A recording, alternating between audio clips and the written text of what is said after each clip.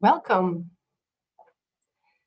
Welcome at DutchCulture, at least virtually, and welcome at this two-day digital visitors program for museum professionals, sharing culture through digital means.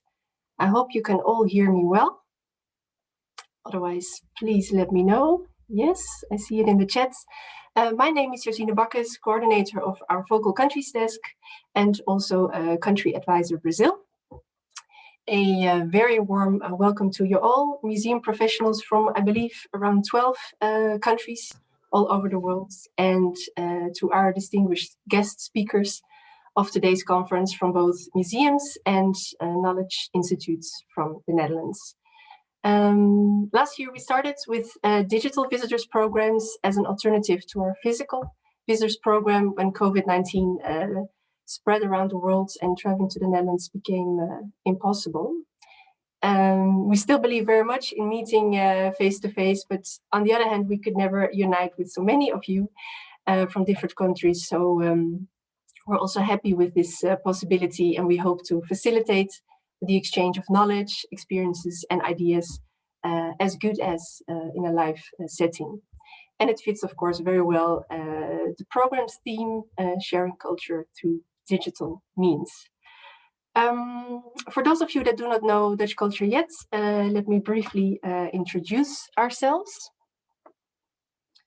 I will start sharing my screen.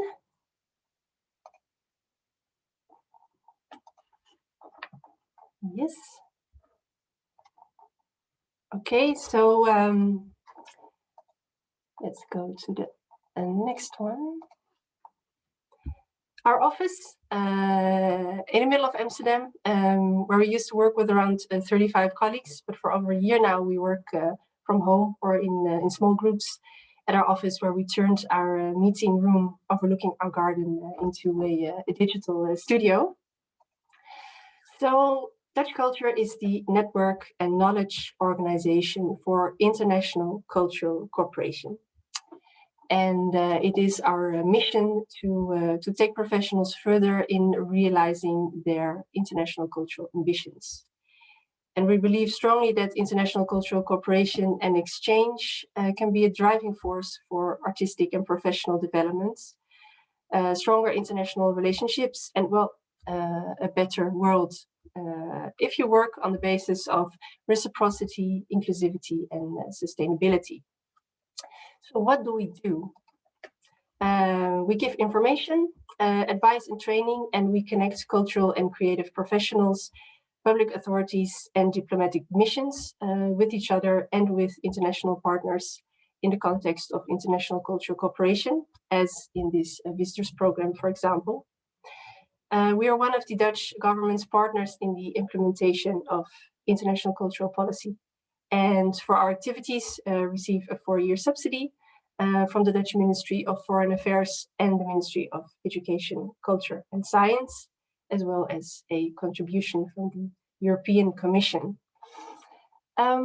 In the current Dutch international cultural policy, you'll find 23 focal countries, which means we focus strongly on supporting the cooperation with those 23 countries.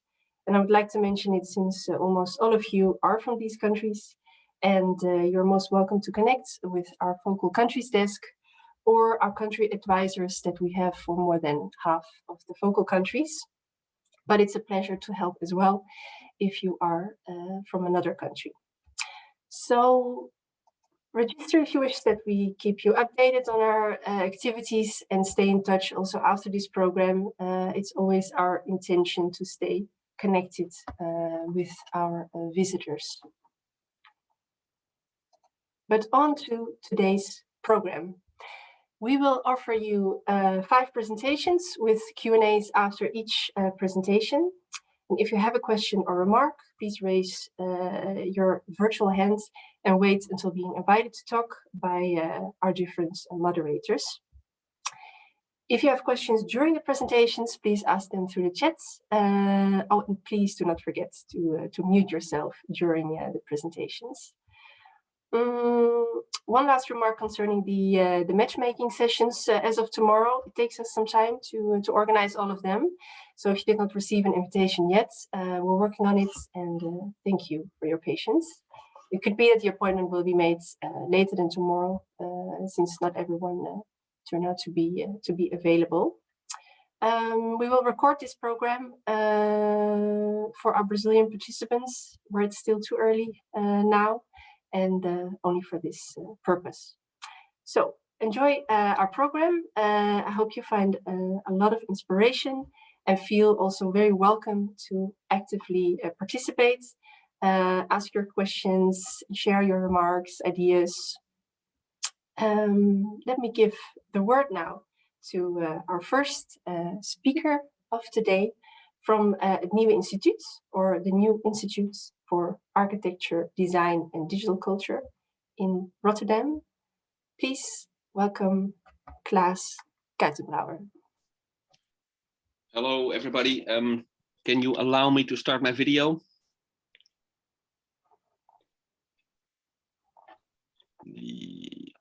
Yes, there we go. Super. Hello. Good morning, everybody. My name is Klaas Kuitenbrouwer. I'm researcher at het Nieuwe Instituut in Rotterdam, the Netherlands. As Josine already said, the National Institute for Architecture, Design and Digital Culture. We're also a museum. We're actually many things, and none of them completely, and I would say our sum definitely exceeds, our total definitely exceeds the sum of our parts.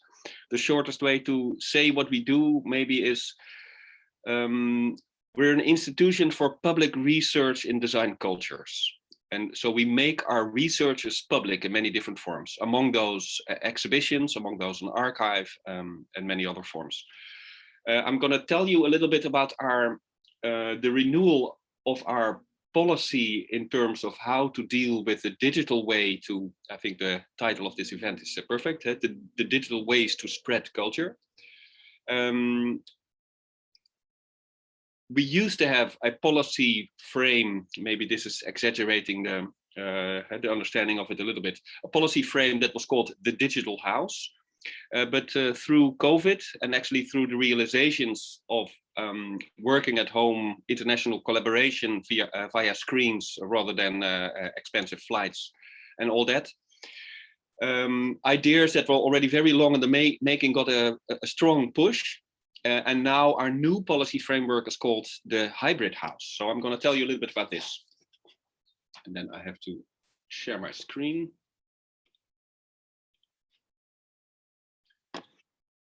Yeah, is my presentation visible for you? Can somebody confirm? Yes, it is visible. Can you see my presentation? Yes. Okay, super. Okay. So at Nieuwe Instituut, this is the front. Actually, at the moment, it looks a bit different because the ponds on the left and the right side of this entrance are being dug out and redone. So it's actually not accessible. The current entrance is at the back. This is a picture from actually 2 years ago already. This looks like a physical building. Of course it is. But what I want to talk about is how this is also a hybrid house. The change of the digital house to the hybrid house is kind of marked by these concerns. It's kind of, let's say, is informed by these concerns. Our new approach has to be long-term, has to be integrated, means the physical and the digital are two sides of the same programs. It has to be sustainable. This ties in with the long term. So we don't do one-offs anymore, but we want to build on an increasing set of tools and modes of working. It has to be open and flexible to deal, to open for experiment and also allow for novel approaches easily. It should include one of our core principles. It should facilitate multivocality, polyphonic, different perspectives, different voices, different embodied perspectives from all over the world. Of course, it has to be networked as the digital is by nature. So very briefly, this is how the digital house worked. So we were a building, which is the thing on the left, and then we were a website on the right. and we did projects that lived in one or the other form. So we had physical exhibitions, and then we had a digital website that talked about it somehow. The website not being accessible through the exhibition, the website also not giving access to the exhibition necessary. They were in a way separate projects, although they were linked, and they were not, let's say, integrated. So this is the diagrammatic representation of where we want to go, an integrated hybrid house. The website, so this means that we no longer think of the website as just the digital representation of the of our programs or of our corporate structure, if you like. It's actually an infrastructure. It's a technical infrastructure that connects all our different offline and online programs. The corporate website is actually one of the interfaces of this infrastructure, but there are many other interfaces. So an interface then would be a different way to talk about a program. So any public program that makes contact between researched content and with a particular audience can be understood as an interface. So it has to be designed, it has a kind of unfolding in time, it has an unfolding in space, it has an unfolding in interaction. All these things can be designed. Therefore, any program, whether it's offline or online, primarily has to be understood as an interface. But this also makes possibility of integration much more, let's say, logic.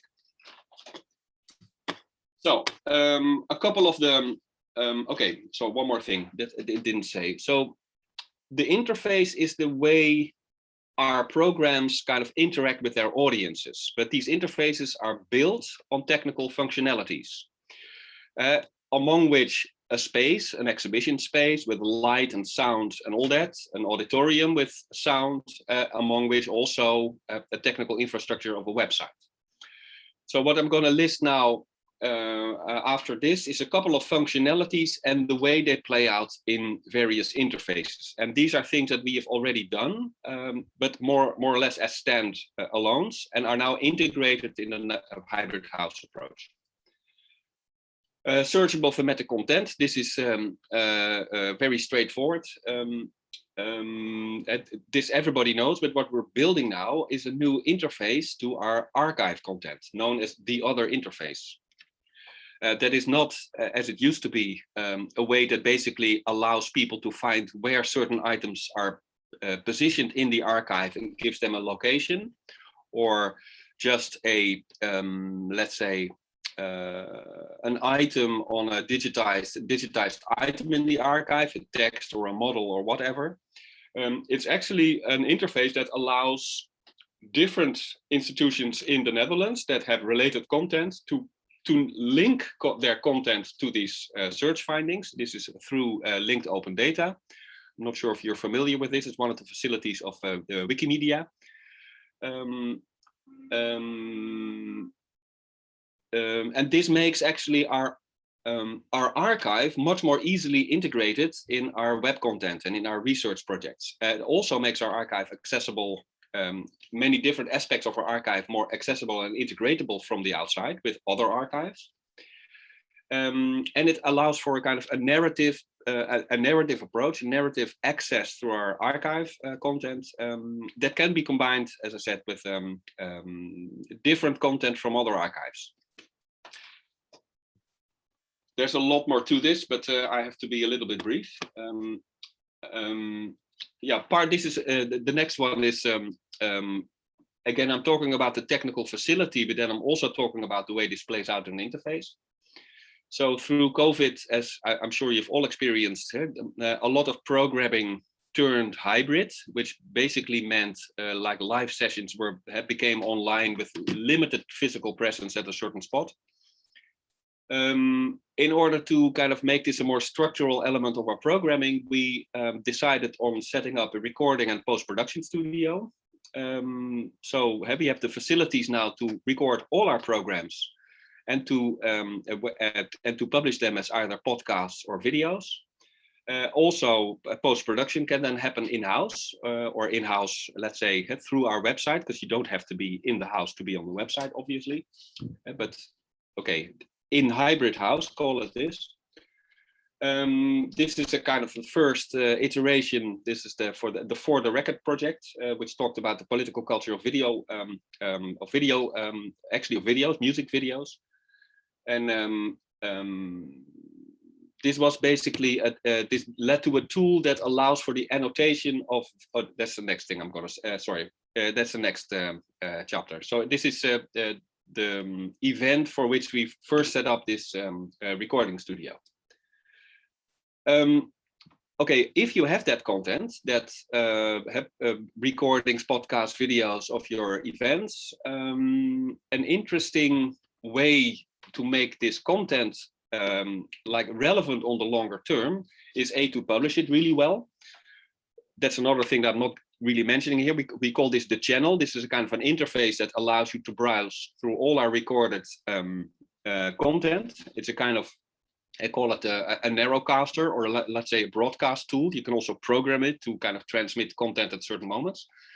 This is in the works, but an important element also is that this video may be reused by others. And for this, we built an annotation tool.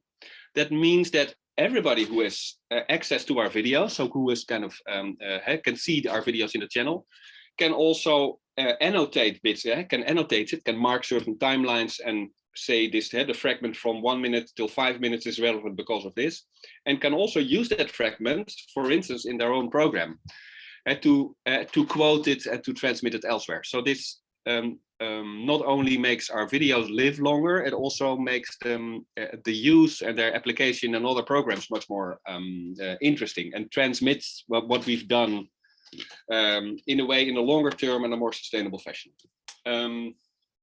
Yeah, this is an image that describes, well, it's not very specific, but it describes how such an annotation tool would work. That is being designed. Sorry, it's not finished yet.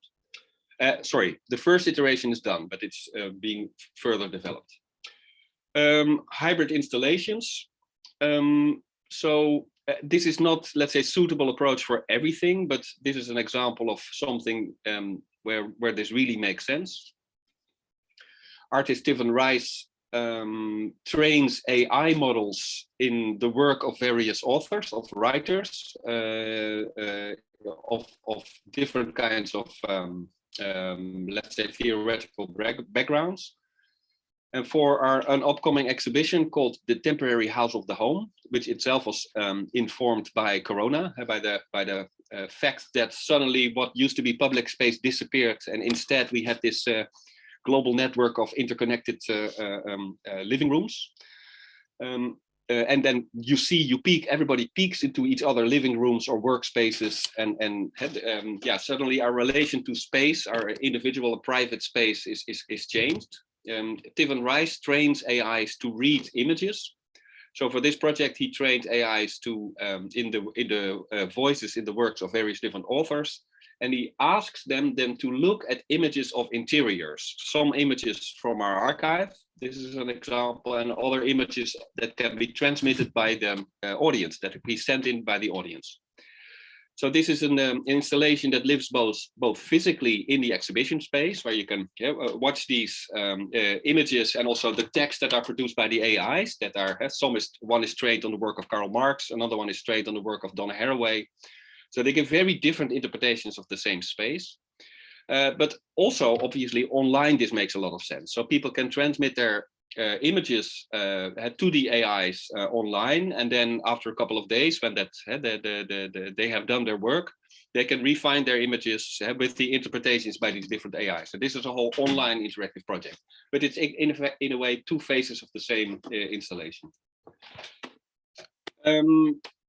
This is something that is deeply this allows for many different, this is really, let's say, a technical functionality that allows of a whole range of different interfaces that can be very different from each other. The previous one, sorry, let me say, I'll just explain what it is. Basically, what we want to do is allow our systems to be able to import different kinds of data sources. So I don't mean media formats, I mean data sources, which could be Twitter data, satellite data, geophysical data,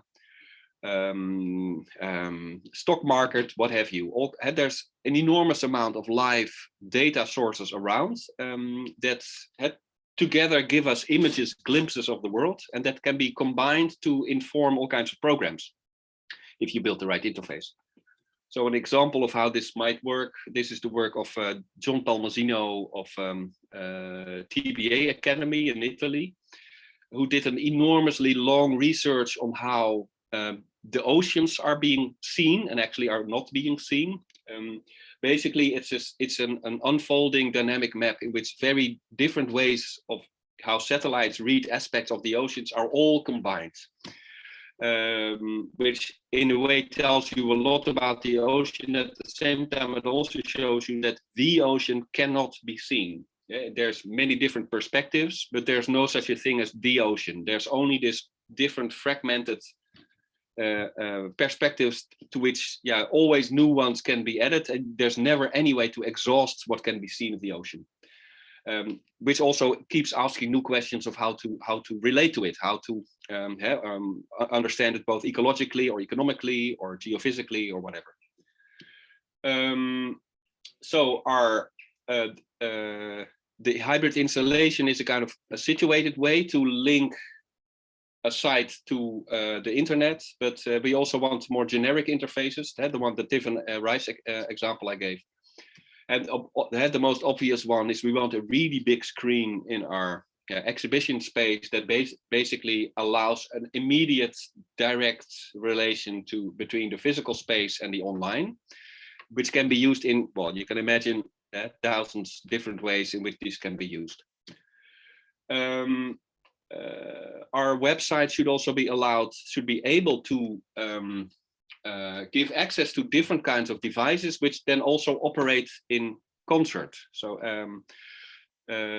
so the sketch that's drawn here is a way we think about how to give online access to three-dimensional physical exhibitions by combining the possibilities of a laptop, which would allow for a 360 image of an exhibition, and an AR facility that runs on your mobile phone.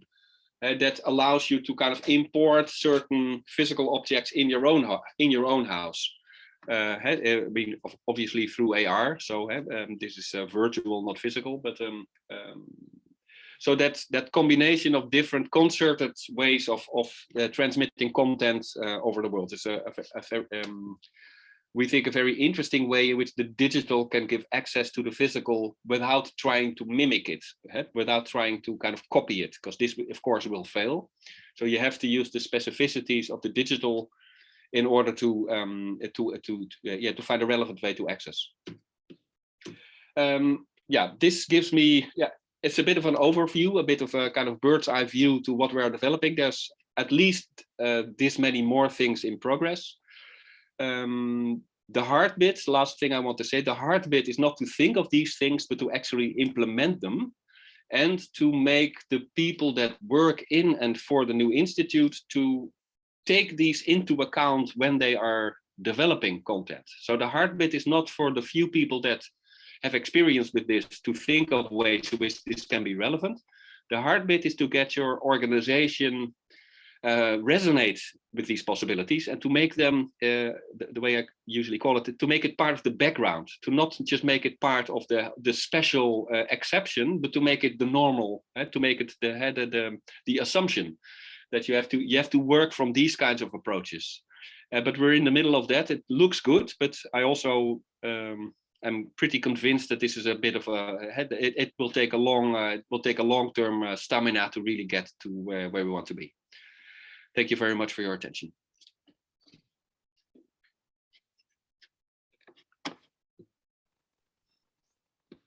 All right. Thank you, Klaas, for your presentation. That's quite the story to kick off with in this program. Thank you. Now there is time for everybody in the online audience to ask your questions. I am wondering if you already have some. You can put up your hand digitally in Zoom. On the lower end of your screen, you'll see reactions, and then you can raise your hand if you have a question. I'm just going to wait a little bit, but otherwise I also have some questions for you, Klaas, so not to worry. Feel free, yeah.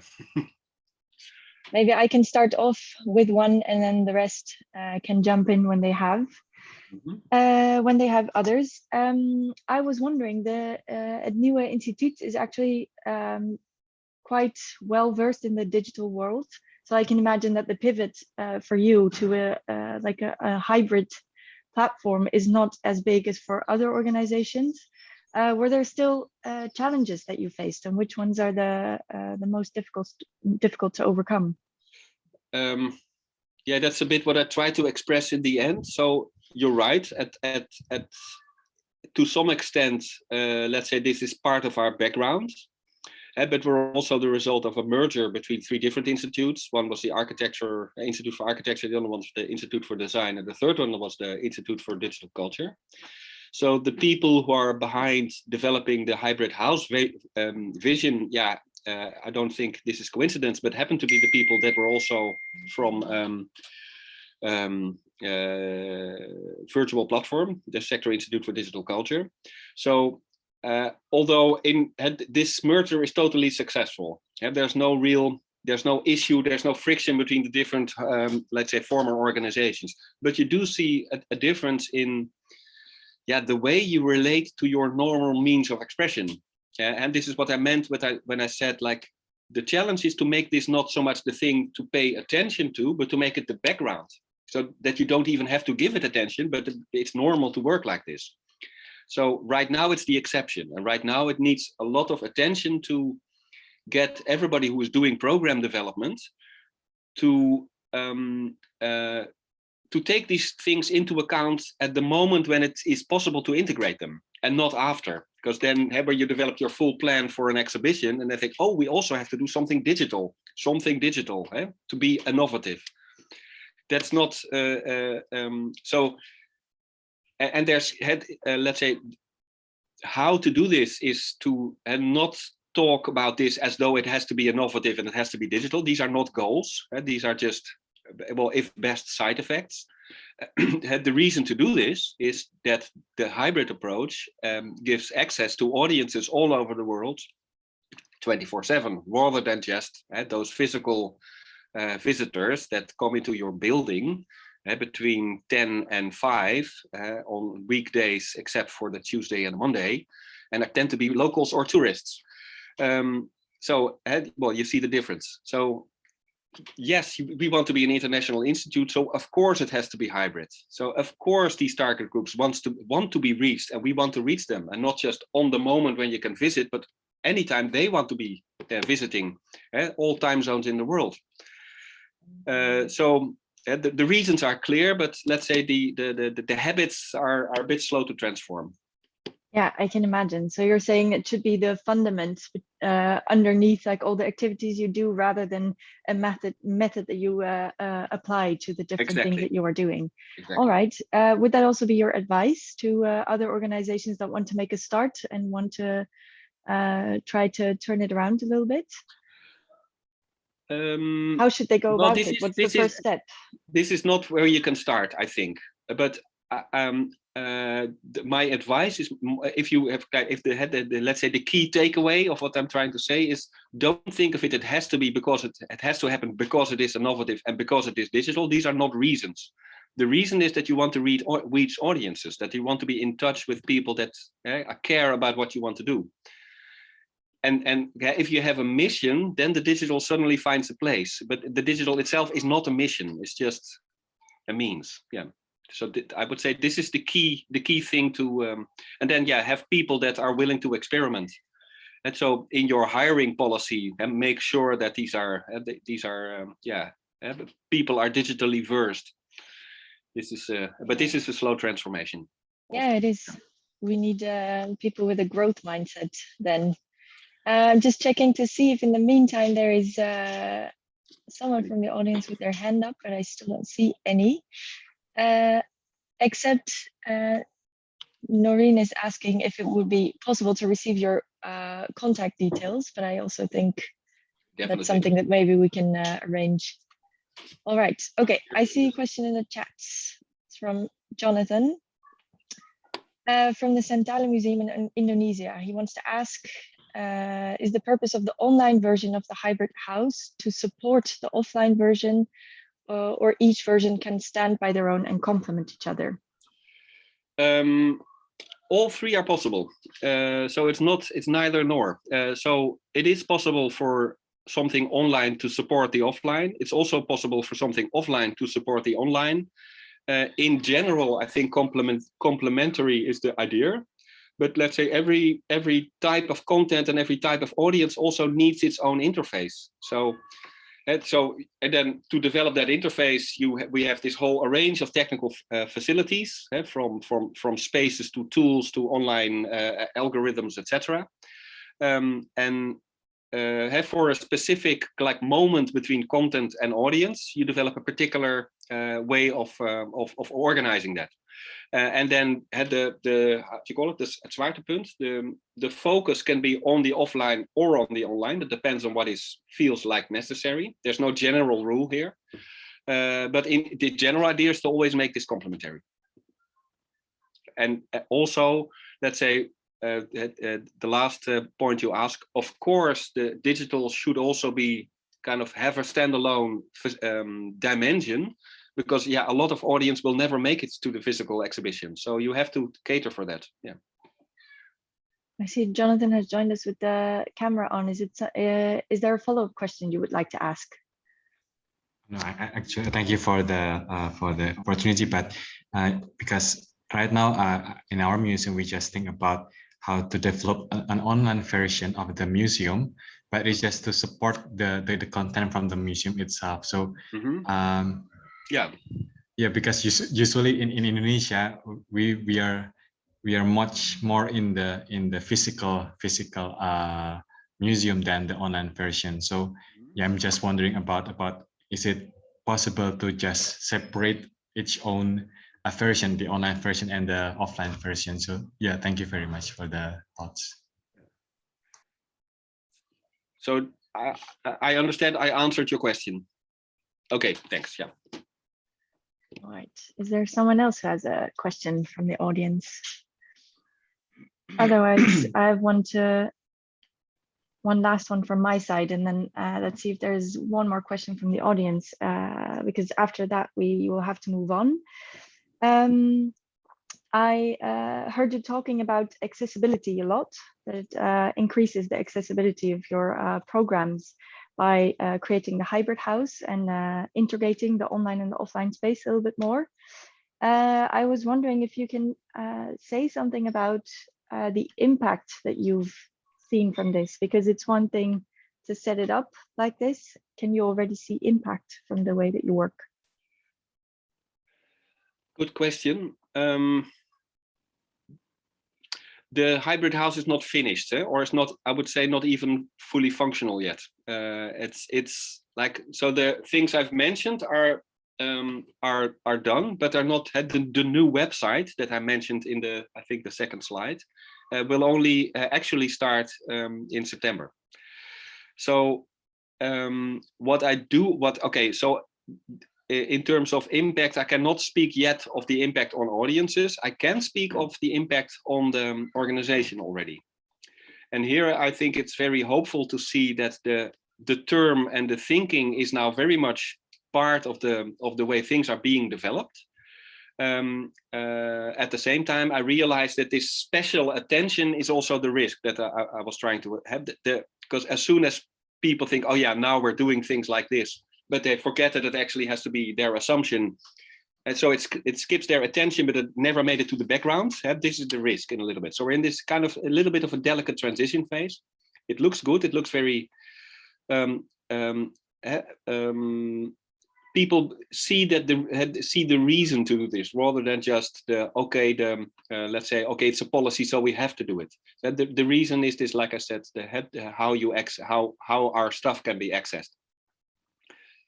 Right. But I do think it's a long way to go, and but you are absolutely right. The impact is where the proof of the pudding is in the eating. So I'd be very happy to let's say, if we do this in a year, to talk a bit more about whether we actually we do have a rather international reach anyway already. Yeah, this is, but I'm not. It's too soon to say what difference the hybrid house approach made.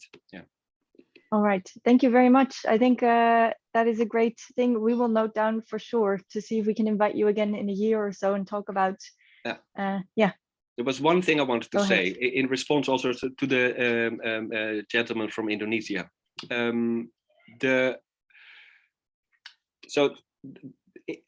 One thing was what I said is like, so you have to start with the reason, not with the means. The other thing, you also have to start with your situation.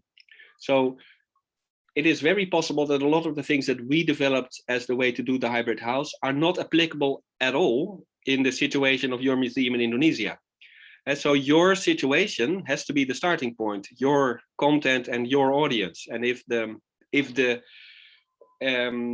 as you say, if the Indonesian culture and habits are not so that this fully fledged international 24/7 digital exhibition makes any sense, then definitely don't go there. But I'm very sure, as well, Indonesia is also very highly connected and has a lot of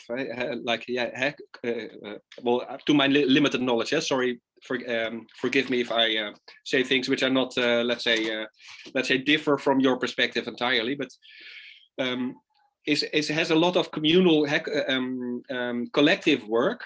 And so the idea that, let's say, content can be deliberated and be processed in groups, this is also a fantastic facility for to work on in the digital form. So I think there are particular, let's say, Indonesian ways to work in the digital that are not necessarily the way we have to do it. Another last question, I think. Yes, great. All right. There's a question from Irem Alpay from the Meter Museum in Istanbul. If we already have a physical exhibition space where there is a narrative experience for visitors, would it be truly possible to integrate the physical experience fully into a digital one? Or the physical experience has to be adjusted in order to comply with the digital one? I see there is overlap with the last question, but this is apparently a very interesting area. Yeah. The first question I would ask is, why would you want it to fully had to be the physical? Why would you want the physical experience to be fully accessible by the digital one? I think that's there are two. Media are specific. Why do you want to make music that fully covers the film? Like this is like you can see the question. Or why do you want the film to be exactly like the book? The film has different means, and those means need to be used in order for the experience to be most valuable. So I would say play each media to its own strengths and find the way they can complement. Yeah. Irem, would you like to comment or ask a follow-up question? Yeah, thank you so much for your answer. I'm still very young and quite fresh in this area, and I'm still trying to understand the not the sociological but also philosophical meaning of the process, not just the technical but also the philosophical meaning. I think you understand what I mean. Yes. And I'm still trying to process it, but yeah. I think yes, people are always focusing on how can we transfer the physical experience into the digital one. This is exactly the topic going on currently in the Turkey, in the museum area. But I think it needs to be considered as two separate experiences. I think it's a bit of if you really look at the question, it's a bit of an absurd question. Like how do we want our drinks to be food? Like we don't. Like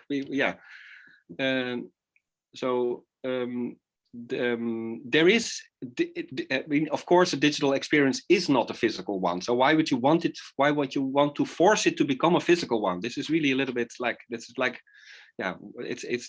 a misguided effort in a little bit. But yes, the content of your exhibition can be accessed digitally in very relevant ways, which also are impossible physically. But there's a whole world to explore on how to play to these differences rather than how to play to their similarities. I think the difference here is the key. And again, the situated audience and the specificity of your content and your audience, and all the things that are all set to the question from Indonesia. Thank you very much. Thank you. Yeah. I see in the chat there's not really a question, but also a comment from another museum professional from Turkey, Meral Akkent. She is saying that this is apparently something that they see in Turkey a lot. They learn only about the physical space, and that those are the only real ones. Well, this makes sense. I mean, we have the same thing. We have this archive of architectural work from the past 250 years. And a lot of that stuff is actual physical letters and models.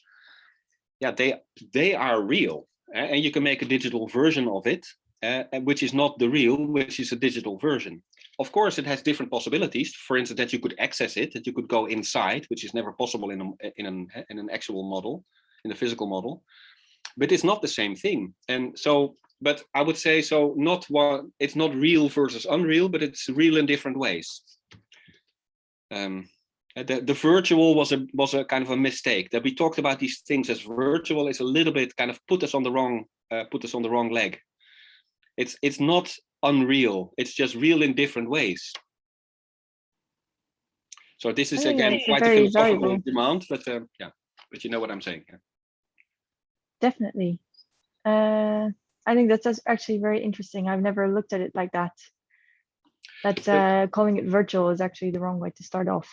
The last thing then, Sure. I said we're running out of time. I think an example of the Rijksmuseum is fantastic. When Rijksmuseum in the Netherlands has this world famous paintings like the Nachtwacht and had the Swan and a couple of really like the most famous paintings of the world, which you can never see up more close than 2 meters, because then there's this glass wall and there's guards, etc. So what they did is they digitized these paintings. They recorded them in extremely high resolution.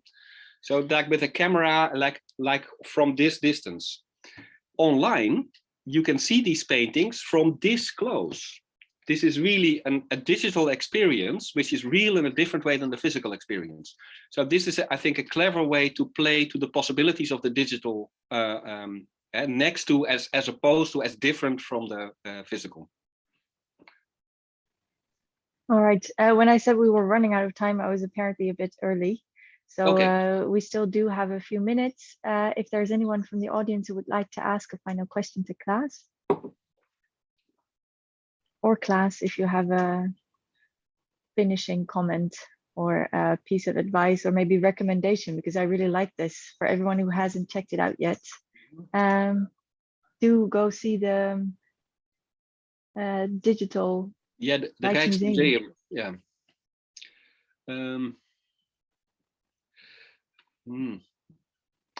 But yeah, maybe the last thing, which I find interesting.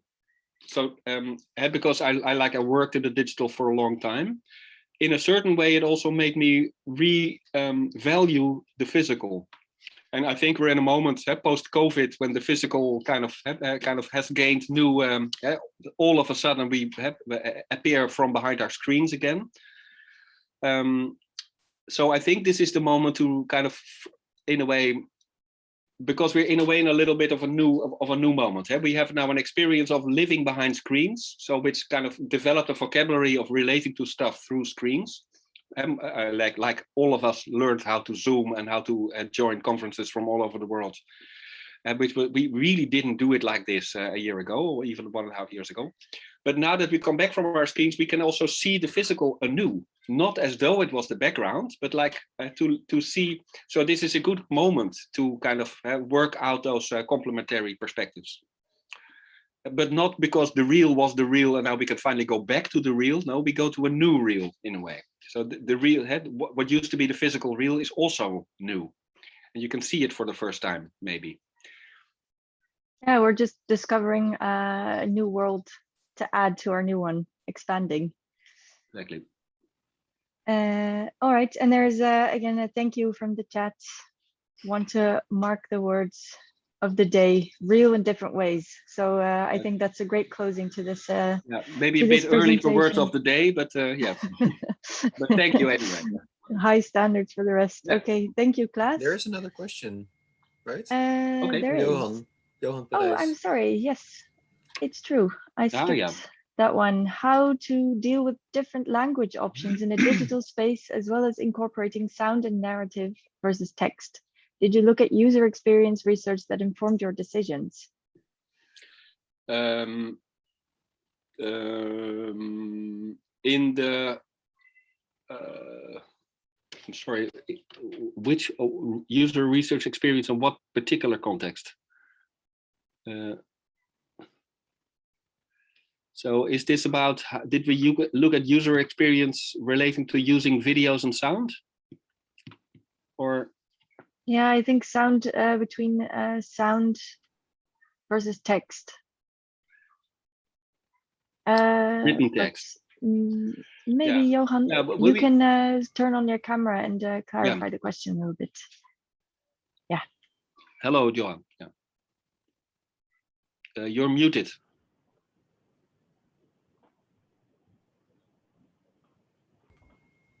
I don't think he's muted. You're not but, muted, yeah, but yeah. your sound doesn't work. Yeah. Sound doesn't work. Okay. You could check the microphone. Yeah, okay. This we didn't research. We didn't research, but to be honest, we only use Dutch and English, yeah, English is the the stand-in for any other language, which I admit is a little bit, well, you could say poor. But yeah, also our means are limited, and to do everything bilingual is already quite a stretch. So to yeah, this. So I have no experience with using different. We are also not that, like, we're not that. For instance, the Rijksmuseum, that famous museum I mentioned. Yeah, they're extremely wealthy, and they can offer sound tours in 6 different languages. But yeah, we don't have the means to do that. Yeah. Does that answer your question? Because we can't hear you still, and otherwise, you can comment in the chat as well. Let's just wait a second, because I think there's some typing going on.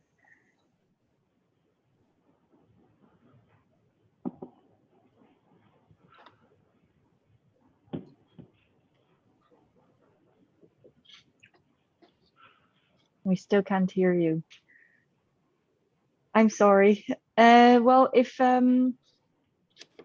you can comment over the chat, that's always welcome, even if Klaas's presentation has ended in a bit, because still everybody has access to the chat and we can read it there. Maybe there is a way, Klaas, for you to interact even after. Because I have to go to another session at some point. Okay, all right. But then we talked about your contacts. Yes, definitely. Sharing your contacts. All right. Okay. Yeah. Yeah. That's great. Then hereby, I would like to thank you very much.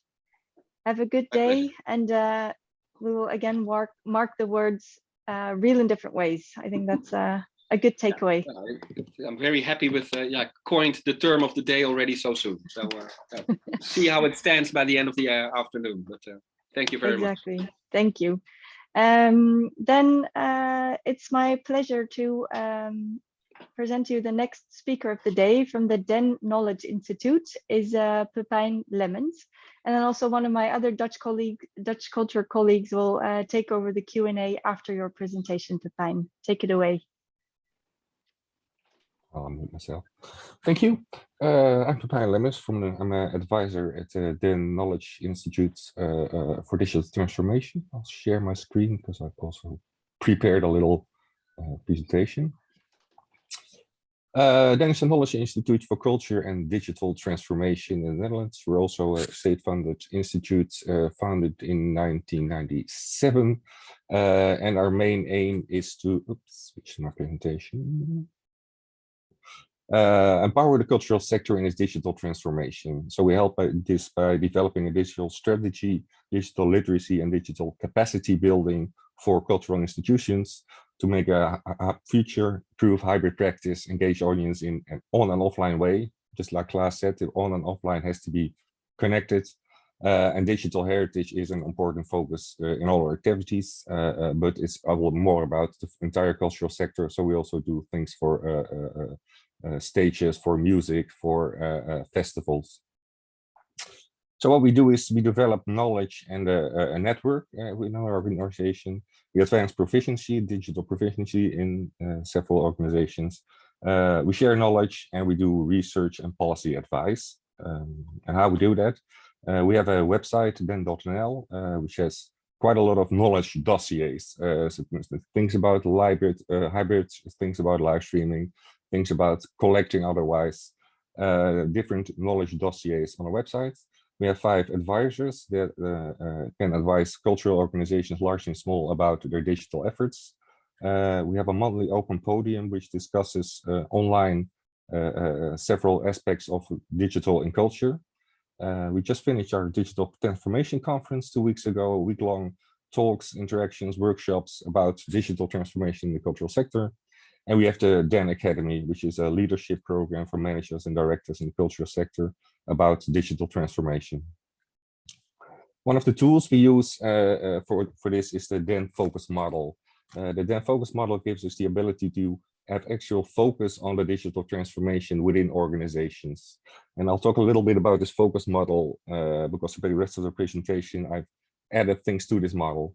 So the model has 2 axes, one between product and institution and one between maker and audience, which divides the model into 4 quadrants.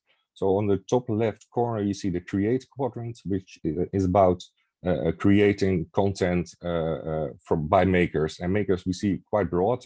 Somebody who makes an exhibition, a curator, is also a maker in this.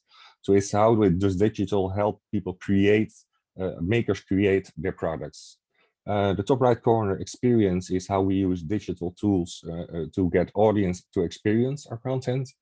Bottom right corner is between audience and institution, and that's about value. How do we add value with our cultural product for our audience and our institution? So you can think about things like marketing our content, having an impact, having a network effect.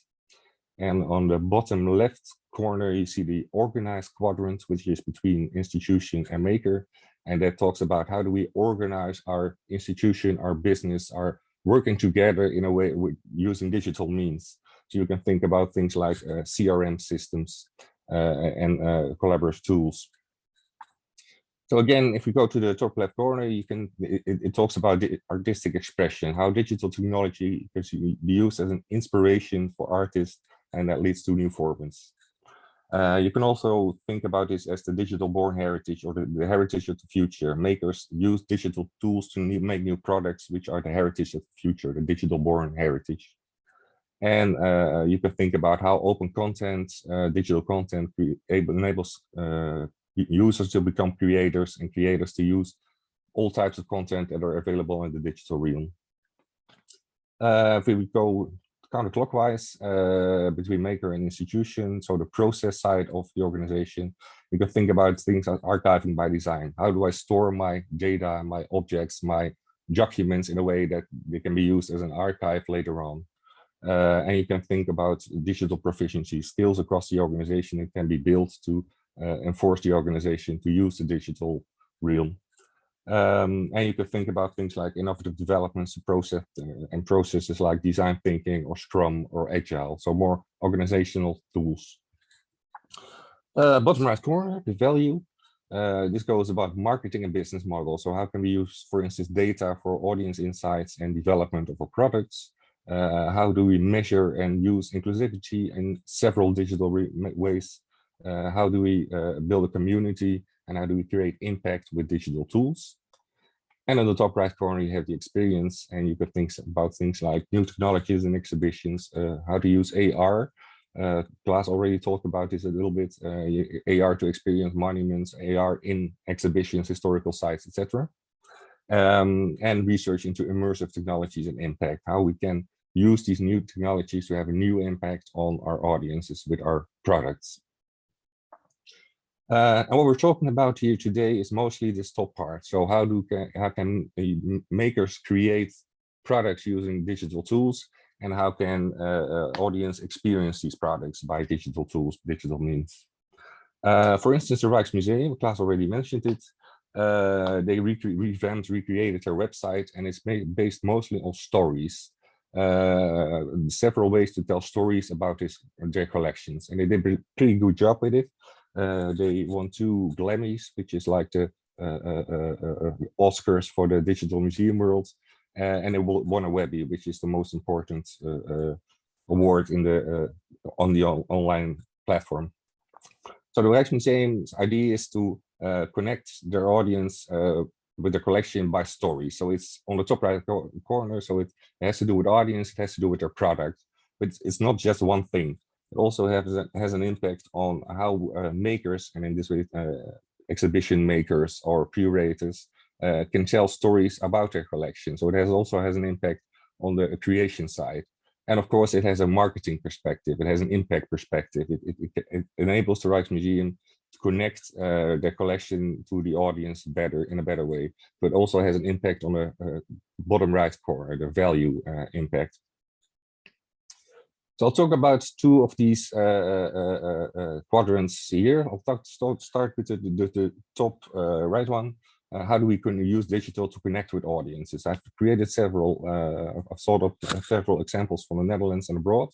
But first, does the audience want to be connected? Well, the audience agency did quite a large research in January 2021 about the motivation of audiences in the digital domain. And it's not just an intellectual endeavor. 58% of people said, I'm engaging with culture to boost my mood. And another 37% said, I'm engaging to reduce stress. So they also have an emotional bond with our digital content. It's not just intellectually or to enjoy it, also have an emotional bond. One of the examples from the Netherlands is in the Lakenhal. They made a thuisatelier or a home studio.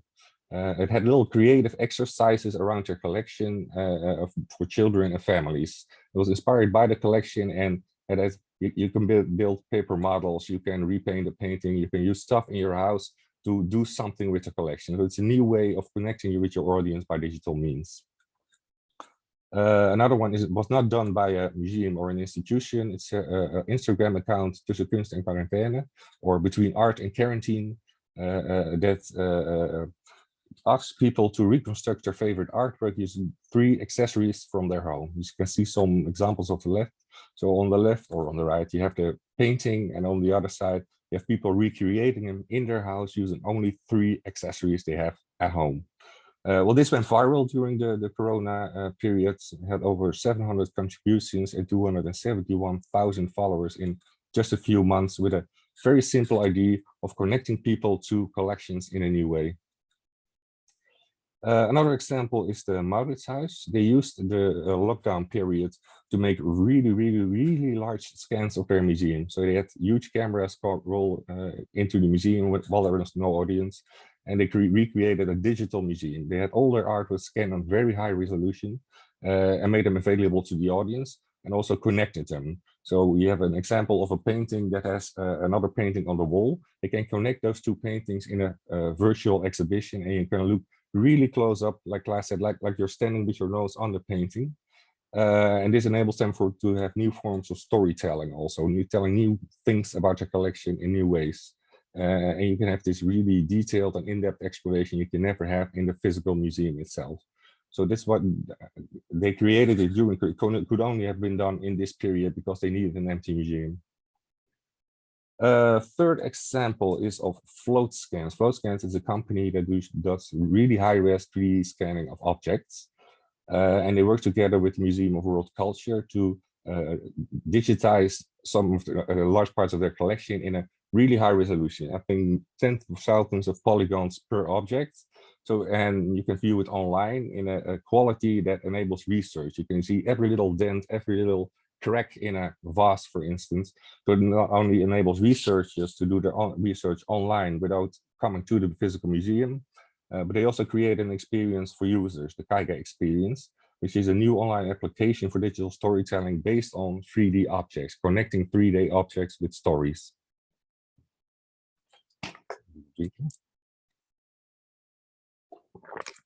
Another idea is the Rijksmuseum from home.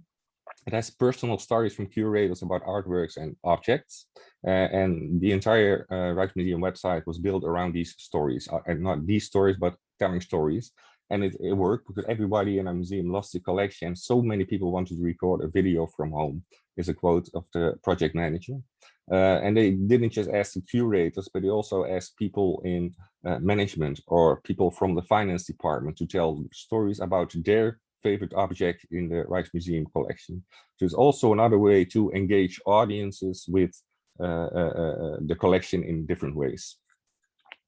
One of the things Klaas didn't talk about, which I hoped he would, but is the Enter project. The Enter project is by the Nieuwe Instituut. It's a new platform for connecting audiences with the program of the Nieuwe Instituut. It's actually a suite of tools to enable live streams, conversations, sharing files, sharing content. And all these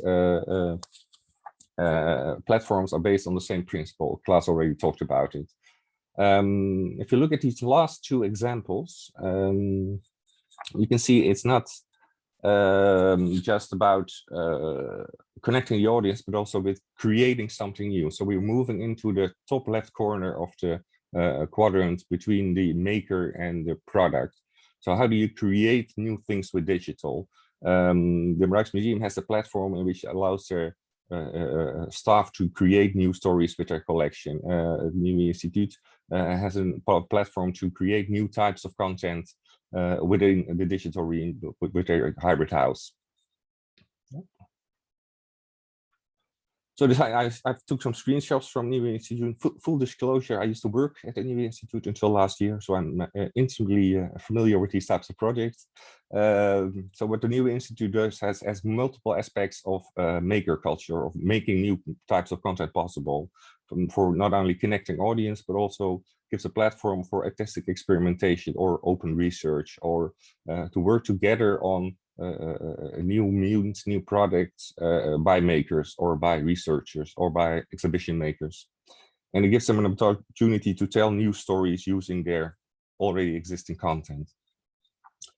Another different way we see artistic content being used by makers is in games. Tate Worlds is what the Tate did is use Minecraft to recreate some objects in paintings or even physical objects, models, completely as islands in Minecraft. Or Animal Crossing. Some people have made an actual museum in Animal Crossing using images from several museums around the world. So this again allows makers to create new things using digital content, using culture. The next one isn't from a museum, but it's from a theater, Noord-Nederlands Toneel, Guy and Roni. It's a theater company. They were confronted with the Corona crisis. They had a production ready, but they couldn't play it, but it couldn't allow people in the theater. And rather than doing it online and live streaming it, they created an online theater experience in which the audience was actually in a digital room, which didn't look like a theater, but still was a theater. They built it from the ground up. They wanted to do something uniquely digital in the digital realm. So not just reproducing the physical, but do something uniquely digital. And one of the advantages that it created a very large audience. The usual rooms they play in have an audience of about 150 to 200 people, and now they could allow up to 2,000 people within this platform. So they extended their audience by using this digital mean also. The V&A did a little nice collection of pandemic objects. They made a collection of objects in their collection that had something to do with the pandemic. So they already had this platform, they already had this digitized collection, so they could give new meaning to it and talk a little bit about what's happening now by their collection. Another project is the Open Archive. It's done by also the Nieuwe Instituut and the Instituut voor Beeld en Geluid, which allows artists to create new works from collections of these two institutions. It actually invites 3 artists to do a half-year exploration into the collections. They get support by the Nieuwe Instituut and the Instituut voor Beeld en Geluid to create new works by archival materials. So the collections get a new interpretation, and the archiving also becomes ingrained in the artist's works. They start working on their own archives also. The eye in archive is what we call it. So these were some large overview examples of what we did in the Netherlands in the museum sector. And I have some takeaways for this. First of all, the business model. A lot of cultural organizations are struggling with this because digital is quite expensive. It's not expensive in a way that it costs a lot of money to reach a user, but it is expensive because it's actually added to the physical and not it's both, like Klaas already explained. So it makes it more expensive. It's not relatively expensive, absolutely expensive, but relatively expensive because it can be seen as extra costs. And what doesn't help is that audience are used to digital being free. That you can stream everything on YouTube for free, all content being free. Even most live sessions are free. So the business model is quite hard. You see donate buttons, you see crowdfunding options, but we're all struggling with this business model. And then the value of art and heritage is hard to put a price on, and we're still struggling with this. Another takeaway might be that there's a new value for collections. When all the museums had to lock down, we had to look for new ways to present our art, our collections. And if you have a digitized collection, you have a head start. You can build things online digitally a lot easier than if you don't have this collection. So we see a new value for collections. And the last one is storytelling can use these objects. The V&A example I mentioned, you can use these objects for telling new stories. But what we also see in collections is that the stories themselves become objects. There's a lot of oral history projects or interviews that are being kept as objects in the collection. So it's not just objects and metadata, the stories are becoming objects also. Another one, the leap of life. Klaas already talked about this. Live streaming, online tours, online conferences, online shows, online lectures, online, everything has become the new normal and it won't go away. And online and live has become the new normal. We all learned how to use Zoom. We all experienced online theater, online. Live has become a big part of online in the last couple of years, and it won't go away. But it won't be only online, it will be hybrid. So you have a live streaming and a live audience, and you have to somehow interconnect those. And you have a physical and a digital exhibition, and you have to interconnect those. And we look at the focus model, that's what we're aiming at. We have to aim at, we don't have to, but we should aim for having a connection between all quadrants of the digital realm to make actual impact in the world. So physical and digital exhibitions, live streaming, live audience, online and offline experience, intertwined, intermatched with each other. And my final takeaway would be the only way we can do that as a sector is in cooperation, because what I always said, it's quite expensive. You need quite a lot of knowledge, and if we all start doing this by ourselves, we have a lot of smallish products that are probably good sometimes and sometimes not. But if we cooperate as a sector, we prevent reinventing the wheel over and over again. So that would be, I think, the most important part. Digital needs cooperation. We can cut costs, share knowledge. In the Netherlands, we have two great examples of this. The Network Archives for Design and Digital Culture, the NADD network, and ADD network, is a network of smaller and larger institutions to digitize, organize, and make available smaller archives in design and digital culture on a communal platform. And Performing Arts in the Netherlands did the same thing. They had Podiumkunst.net, Performing Arts.net, in which they communally start to engage with their own collections, and collections within performing arts are not as clearly defined as they are in archives or museums, but there's also a network of organizations working on that now. So these types of cooperation are really needed to have an impact in the digital domain. That was my last slide. Feel free to contact me, pepijn.lemmens@den.nl. Connect to me on LinkedIn. And if you have any questions, feel free to ask them. Great. Thank you so much, Pepijn, for this very interesting overview, actually, of all the different projects that you are aware of when it comes to digitization. So I think this is a very good introduction, actually, in a way, to our international friends on the other side of the line. Any questions for Pepijn?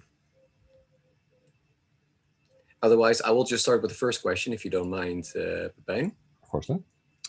Oh, sorry. Let me introduce myself, by the way. I'm just popping in here. My name is Remco Vermeulen. I work at DutchCulture as the advisor for cultural cooperation with Indonesia. And maybe just to introduce the previous colleague that was just doing the Q&A, that was Eileen Özmel. She is the advisor for cultural cooperation with Turkey, and she forgot to introduce herself apparently, so I just did it for her. Anyway, Pepijn, maybe a first question for you. So you presented a whole range of very interesting case studies, basically, or examples, if you will.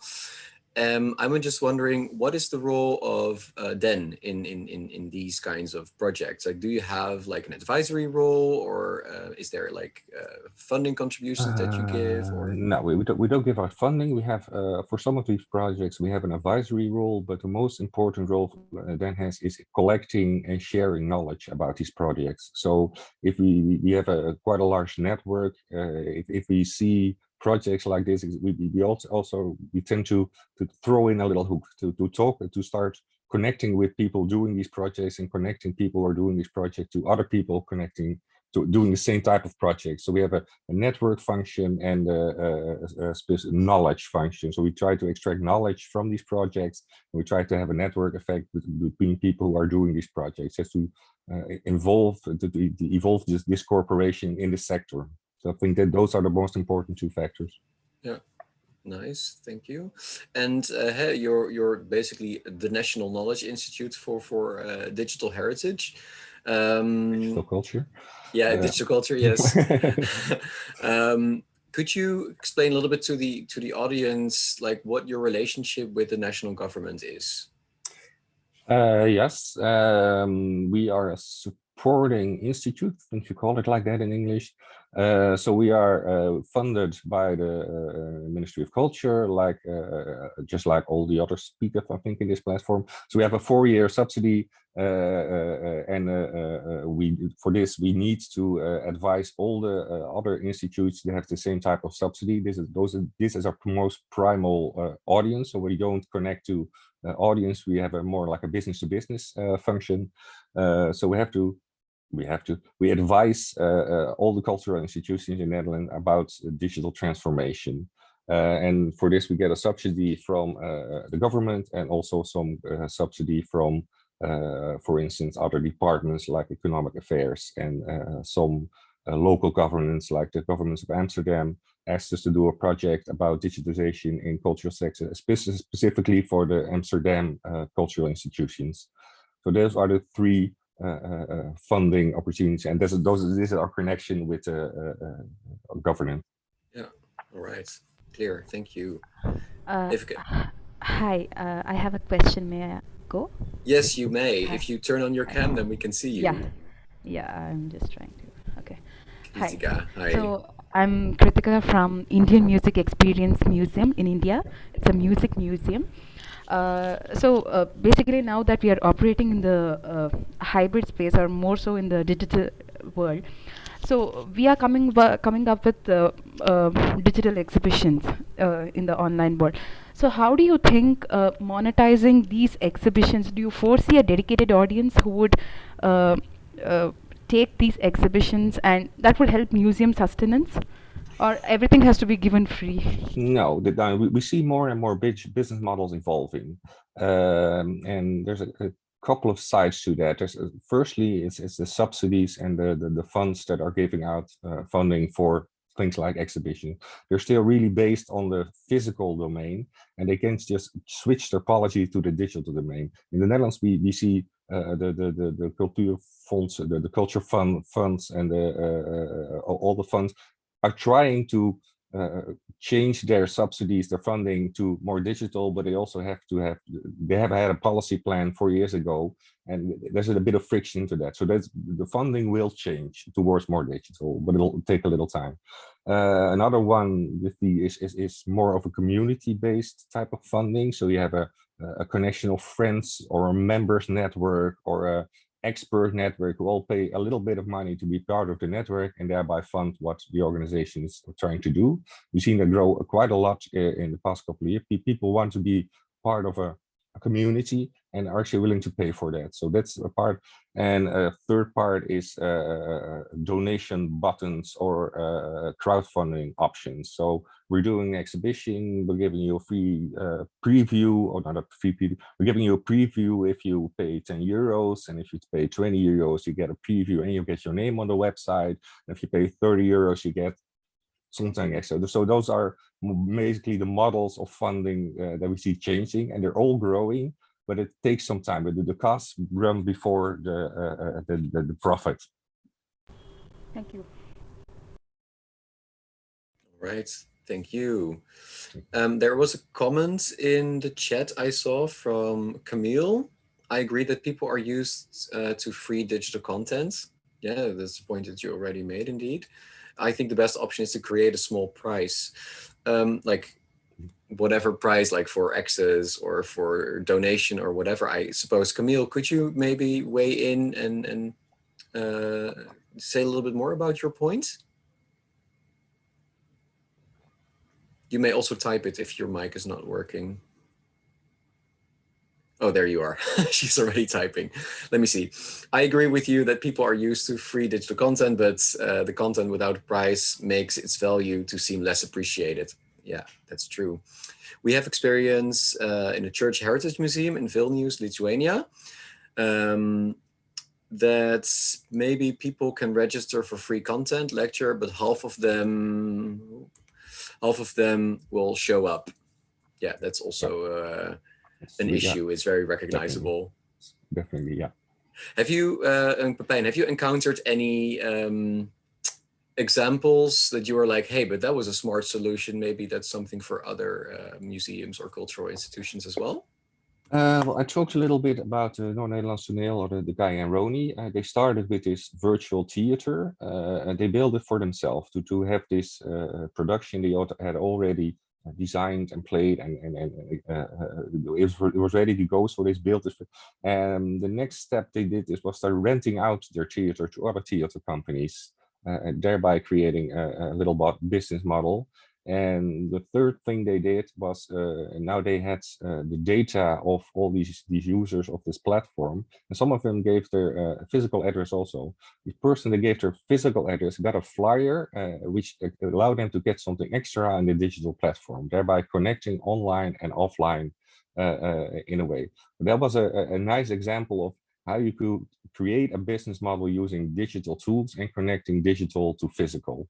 We've seen quite more and more examples of things like that. People that are doing business models, or another example is the Playgrounds Festival. It was a smallish festival for about 1,500 people in the Netherlands, and they did it online. And all of a sudden, they had 30,000 people. And even if the ticket price was a lot lower than the physical festival, the total amount of revenue they got was a lot higher, just because the larger scale. So that's also an option. You have a larger scale, you have a larger audience reach. If they all pay a little less, you can still have enough to do the production. Exactly. Yeah, it's interesting how these digital platforms open. Of course, it's logical. It opens the events for a much wider audience. Then, of course, it's important that you also pay attention to which language you're using. Sure. Right. Yeah. And let's see. Are there any other questions from the audience? Feel free to either ask your question in the chat or just unmute yourself. Otherwise, it's a bit like a 1-2 between Pepijn and me. Which is also nice. Which is also nice, yes.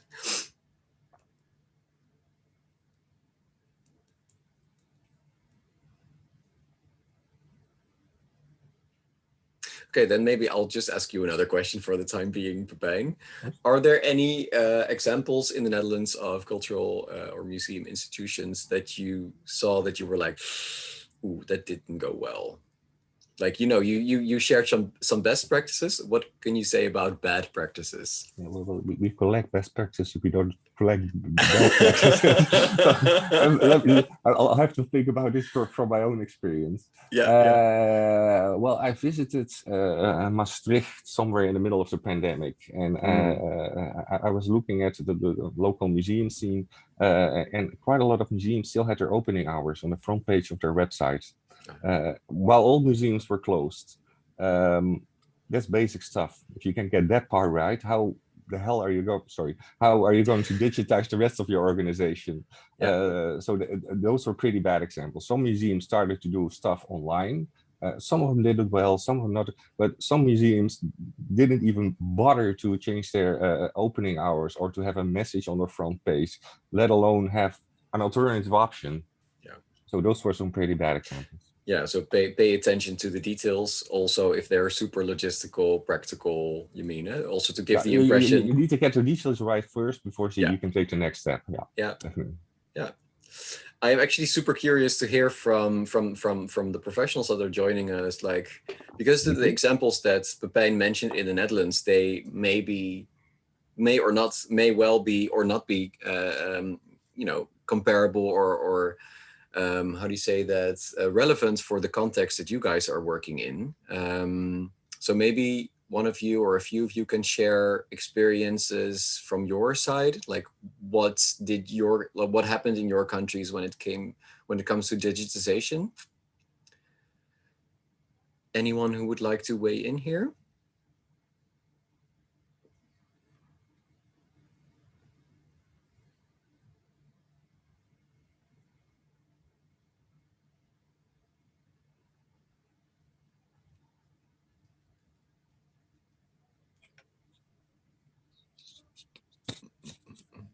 I feel like we need a little background tune to fill up the awkward silence between us.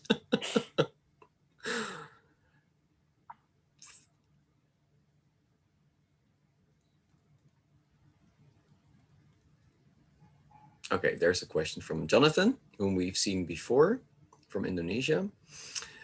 Based on your research, what is or are the key concepts that create experience at the product audience field that you showed, besides audience wanting to boost the mood from the digital experience? Well, I think it sounds pretty obvious, but it's not as obvious in all institutions. Put the audience first. Think about what the audience wants and build that. Not think about what you want to tell the audience and build that, and then find an audience for it. Try to start with the audience. Start with their experience. Start with their wishes. Start with their the ways they want to interact with your museum. And I see a lot of institutions, also big institutions, still start from the other way around, the inside out approach. We really want to tell this story to the people, and we do everything possible on our website, on our app, in our social media campaign to get people to hear this story without ever researching if people actually want to hear this story. And you see some really strange side effect that a marketing campaign is about one part of the exhibition when the audience is basically interested in the exhibition, but just not in the part the marketing campaign is about, or the content is, or the online content is about. So start with the audience, put the audience first, see what they want to have as an experience, and try to build that experience from your perspective. But put the audience first. I think that's the main takeaway. The other things, experiences, almost always are multimedia. So create an experience solely based on text is basically not really people. So you look for the right medium to tell your story, and it's almost always multimedia. So you'll need a map for something, and you need video for something else, and you need an image gallery for the third thing. To really think about, okay, this is what the audience wants, this is a story we can tell, and now what medium do we need? So those are the basic, the main takeaways in this top right corner area. Thank you. I see Jonathan nodding, so I expect he's very happy with your answer. Hey, Wei, I see you showed yourself. Does it mean that you want to ask a question? Oh, unmute yourself, please. Hi. Hi. Hello. I just joined the meeting. Oh, you just joined the meeting. Okay. Yeah, sorry, I'm late. All right. Where are you from? China. All right. Is there any? China. Yeah. Oh yeah, and just so maybe you saw that, or maybe you didn't see it, but Pepijn just gave a few examples of best practices of museums or cultural institutions. How do you say that? When it comes to digitization, what then has seen in the past, well, particularly the past period of Corona, of course, the pandemic. Are there any digital best practices from museums or cultural institutions, maybe your own, or maybe that you have seen in China? Because we are an institution based in Xiamen, China, and we several years ago we set up the C platform. Now at the moment we recognize the online platform and digitalized platform is very important for the people. So even the people don't spend so many time in the physical museum, but the people do spend the time on their phone. So at the moment, we already set do many online interview to directly send the email to the artist, to the institution to make an online interview. So we do get amazing feedback from the artist and the friend we meet from email. So we already published some interview on our website and share to translate into Chinese, share with Chinese audience. So slowly we meet a friend and share with the nice story on the cell phone, on the WeChat in China. So I think it's very interesting way for us to think about how we deal with also for the museum, physical museum at this moment, because I was also working in the museum before. I really like to think about why the people have to go to the museum. What's really the reason? Because all the experience that people get is mental activity. So it's all kind of inspiration happen in the mind. So it's very interesting, like when you go into the museum, it's the traveling of your mind. Also, when you read a nice article and a nice interview, it's also the same experience happen in your mind. So this is something we find quite interesting. Yeah. Could be making a curatorial and the exhibition on the information floating data. Like nice. On the platform to the people. Yeah, this is nice. Some point from my practice. Oh, thank you for sharing that. It is very interesting. My pleasure. Thank you. Did you see your online audience grow during the Corona pandemic? Yes, but I must say, contemporary art, we working normally, like it's quite not so many audience compared with like a big population in China. But we do have a slowly growth. We can see in every interview, every step we put in the public. Now, do have some audience who could interesting on our article. So we slowly get our audience. Yeah. Nice. All right. Thank you so much, Wei. And I actually have to look at the time, and I see it's time for the break now. Yeah, please. All right, so Pepijn, thank you so much for being here, for spending the time to share all those very interesting examples and to share a little bit about what DEN is doing. Hopefully a few of you here present will be able to speak to you, Pepijn, later on in a more one-on-one conversation. So again, thank you. Welcome. And for all of those present here, it's now time for a break. We have a break for about 10 minutes. And then let me look at my notes. We will start again at 11:45 our time. That is indeed in 10 minutes with the Textile Museum, who will do the next one. Yes, it's also showing in the chat. All right, have a good break and see you in 10 minutes.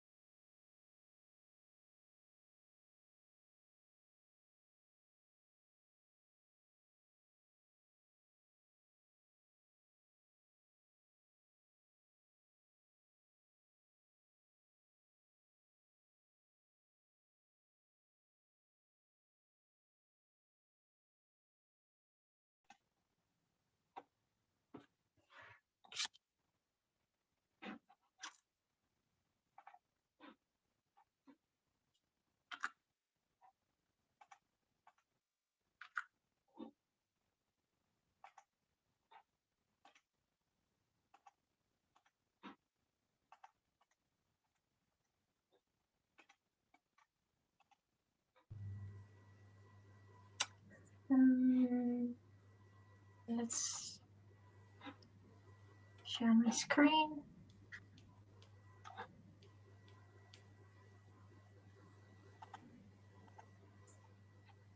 Okay, hello everyone. Can you see my screen right now? No, we cannot see your screen. Not? Oh, wait, I'll have to push Yes. share. So, are you seeing the presentation right now? Yes. Okay, nice. Okay, so we'll start. So we are from the Textile Museum, and today we'll take you to our museum and tell you a bit about how we created an online museum during COVID. And our textile museum is all about textiles, and it's located in a former textile factory in the south of the Netherlands. And we're both a museum and a working space, so a place where you can develop textiles, but also see how that happens. And the best way to give you an impression of our museum is just take you to it, and we'll do it with a video. Okay, let's see if I can start it. Hopefully you're all seeing it now.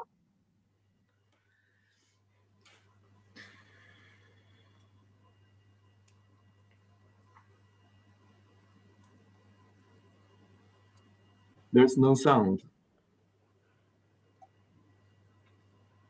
I'm not sure if the sound at my place it works, but at your place it doesn't, apparently. No, Okay, now just continue without sound then.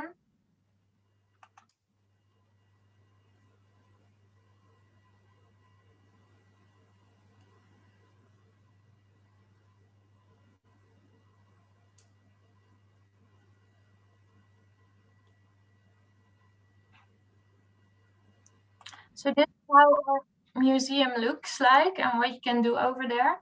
And let's not forget to introduce ourselves as well. I will be doing this presentation together with my colleague Sjouk today, and I'm Floor. I'm working at the marketing department of the Textile Museum, and I'm responsible for the digital strategy and also creating content for all our online channels. And Sjouk is the curator of the museum, and she's specialized in art and design. And later on, she will be talking, so you will meet her later. So the first question is, why did we start a virtual museum? Because of COVID, the museum has been closed for months, so we wanted to translate the unique experience that visitors have in our museum to an online experience. And this is more than our regular content we share on online channels, such as our website or social media or newsletter. We really wanted to reinvent the stories that we were already spreading, and not referring to the real deal inside the museum, but showing people how they can experience textiles online. So we're really aiming for generating more interaction with our target group online. What we had in mind is kind of an online textile community. So we're aiming for a place, an online meeting point where people can get inspired and really amuse themselves and wonder and discover what textiles can do. Also, we want them to experience how textile is made and learning all about the development process. We're also really focused on making textiles, so we also want people to become a maker themselves and try out new things making with textiles. Also, it's very nice online to have a contribution to our content of the Textile Museum. So we also want to invite all our followers to contribute to the themes we are, to the content we are spreading. And ultimately, we really want to have a connection with our followers and everyone, that everyone feels involved with the textiles and Textile Museum as well. We're using different platforms for this. So we're using the same platforms as we used earlier, but now we're creating new types of content on it. So the website, social media, and our newsletters. So let's show you what we've been up to lately. So we started, sorry? Oh, I hear a very strange sound, but I'll continue. We started with doing some Q&As with experts, so such as our curator or collection manager, and we asked people to just share their questions for them and go into like a discussion with our experts. That's also something they can do normally inside our museum when people are working in the workspace, or visitors can ask all sorts of questions about making textiles, for instance.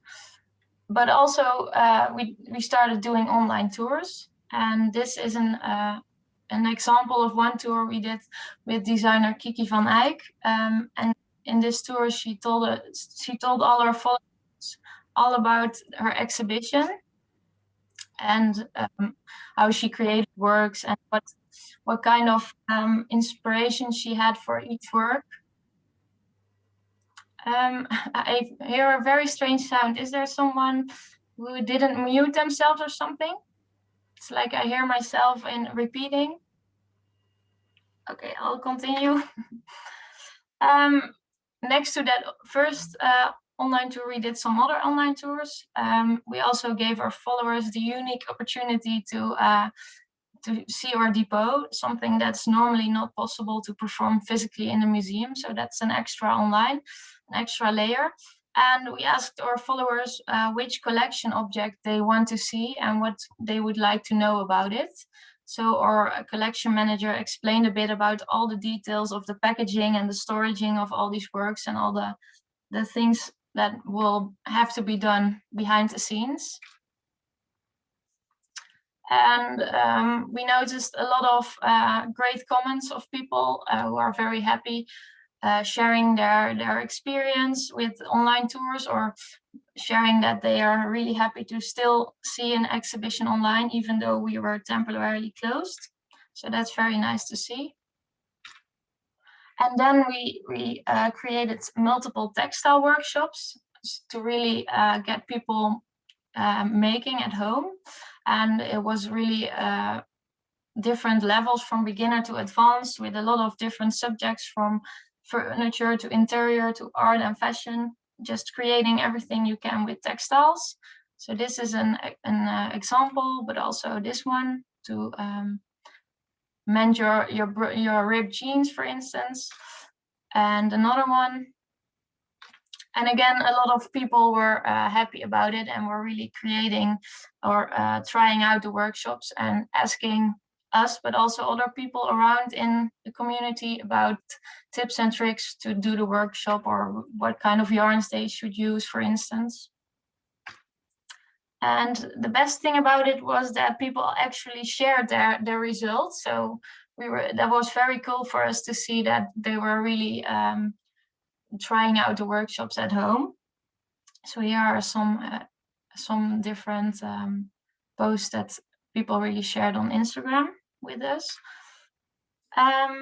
And another thing we did was we tried out some podcasts. So we created a podcast in which professionals, from weaving experts to fashion designers, were talking about the development of textiles. That's also a thing that normally happens inside the museum in our textile lab. That's the working space.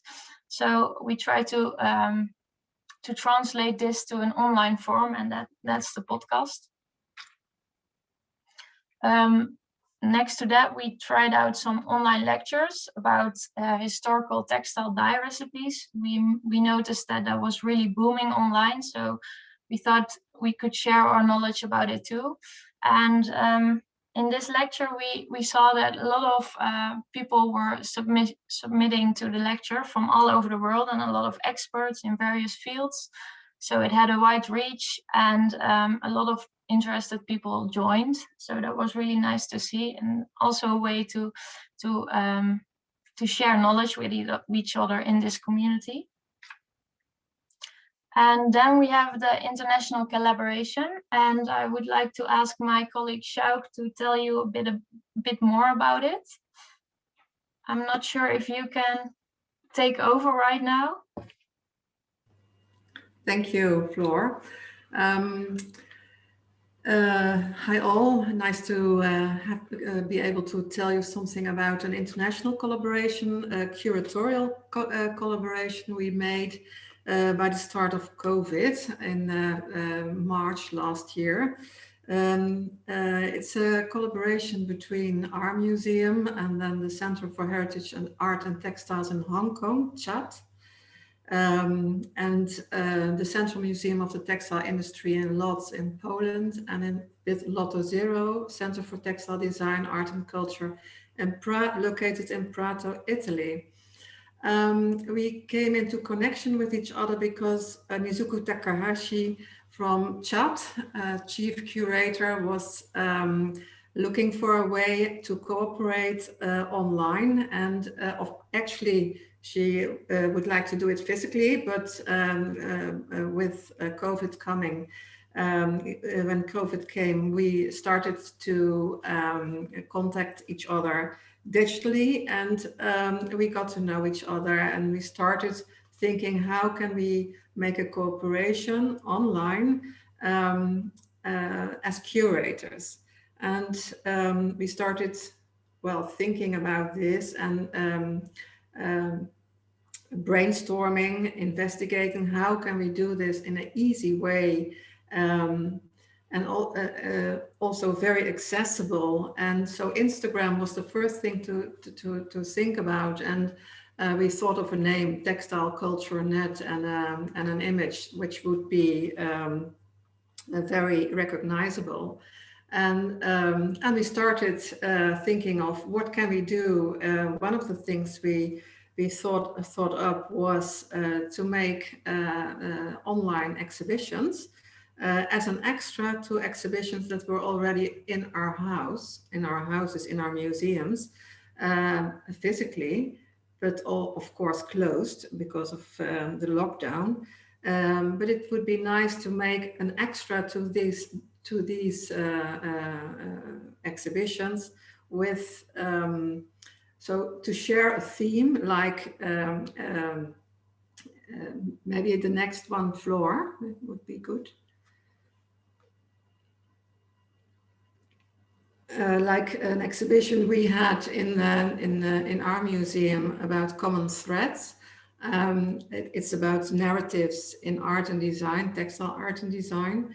And so we started thinking how, what do the other partners have in their collection? What are their ideas about this subject, and what can they add to it? So this is one of the online exhibitions on Instagram. Of course, we had to look into what is really possible, how many images, but also important, how much text is allowed, because of course we curators like to write a lot. So this was investigating, trying, learning. This is from our own exhibition, Jaime Hayon in our exhibition of work. And also the next one is one of CHAT added one of their works, and the curation was done by the Textile Museum, by me, and the next exhibition was done by one of the others. So it was a good way to learn to know each other, the way we work and the way we think, because of course every country and every part of the world works differently, and textile is a language to connect to. And working together, we started formulating the aim of what we aim with this cooperation, and it is building a curatorial network to open a new chapter in curatorship of textile culture with transcultural and cross-cultural disciplinary angles through idea exchange. And what we do is taking advantage of contemporary digital technologies, and then Textile Cultural Net launches a new initiative for the sharing of knowledge, content, resources, and skills that offers a fresh textile lens for a wider audience to enjoy textile culture. But also sharing unique content, collection objects, and even manpower across participating institutions, and organizing virtual exhibitions consisting of objects, learning and workshop programs from the participating institutions, and exploring and expanding the vision of textile art and design by getting to know new approaches and methodologies. We offer advice and a cooperation to emerging curators who are interested in curating art and design exhibition of textile culture. What we see now is a location post we also did on every location. So share information on who we are and where we are located. So on the Instagram account of the Textile Museum, you can look into the other locations, and we all have our museums in former textile mills. And in these locations, we all have workshops, laboratories, where artists and designers develop projects on modern, super modern machines, but also on historical machines. And this is something we also share. From now on, we are going to look into how we can make this work for a larger amount of partners, and preferably, of course, from other continents, because Europe is quite good already there, and Hong Kong, of course, but maybe looking into Southern America or Africa, trying to look into new ways to get to know each other and also have transcultural exchange. I think this will be very, very important. So we are working on it, and it grew in times of COVID, and now we can see that there's a lot of things possible just by using Instagram, and we are still investigating new things that are possible. So this is Textile Culture Net. Thank you, Sjouk. I will continue. So we can conclude that all of these things together, creating the textile community online, is creating a lot of visibility for our museum, and also a lot of engagement with people who are interested in textiles. We also found out that there is a great potential of reaching a larger target group, also an international target group that normally is maybe not able to come to Tilburg in the Netherlands to our museum, or so they can visit us online now.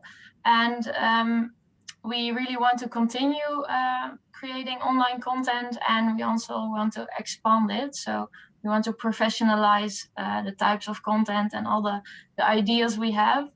And the last couple of months, we learned that this really needs a change in mindset. So we should stop thinking that everything happens inside the museum, but the museum experience also starts online.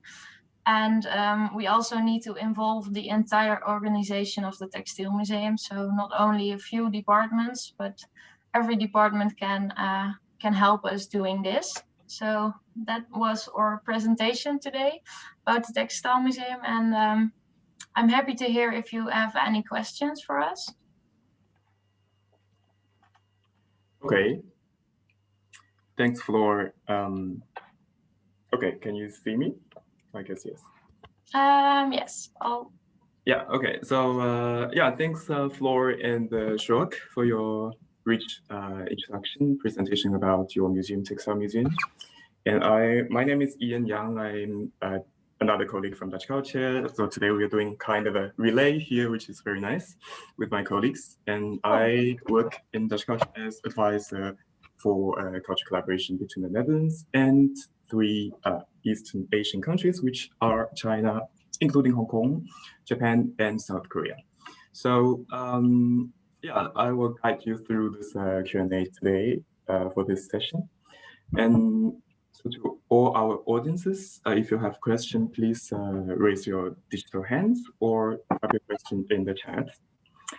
But maybe first, let me ask you a very general question. You have, I think you didn't really elaborate on that, but just for our audience, our visitors to know more about textile museums. So how come we have a prestigious textile museum in the Netherlands? And where exactly are you located? You mentioned Tilburg. Yes, we know Tilburg, but where is Tilburg? What's the network in the region, let's say? Could you tell us a little bit more about the background? Yes, we can. Tilburg is located in the south of the Netherlands. We can show you on a map if you like, but it also has a history of a lot of textile factories. So we're also located in a former textile factory.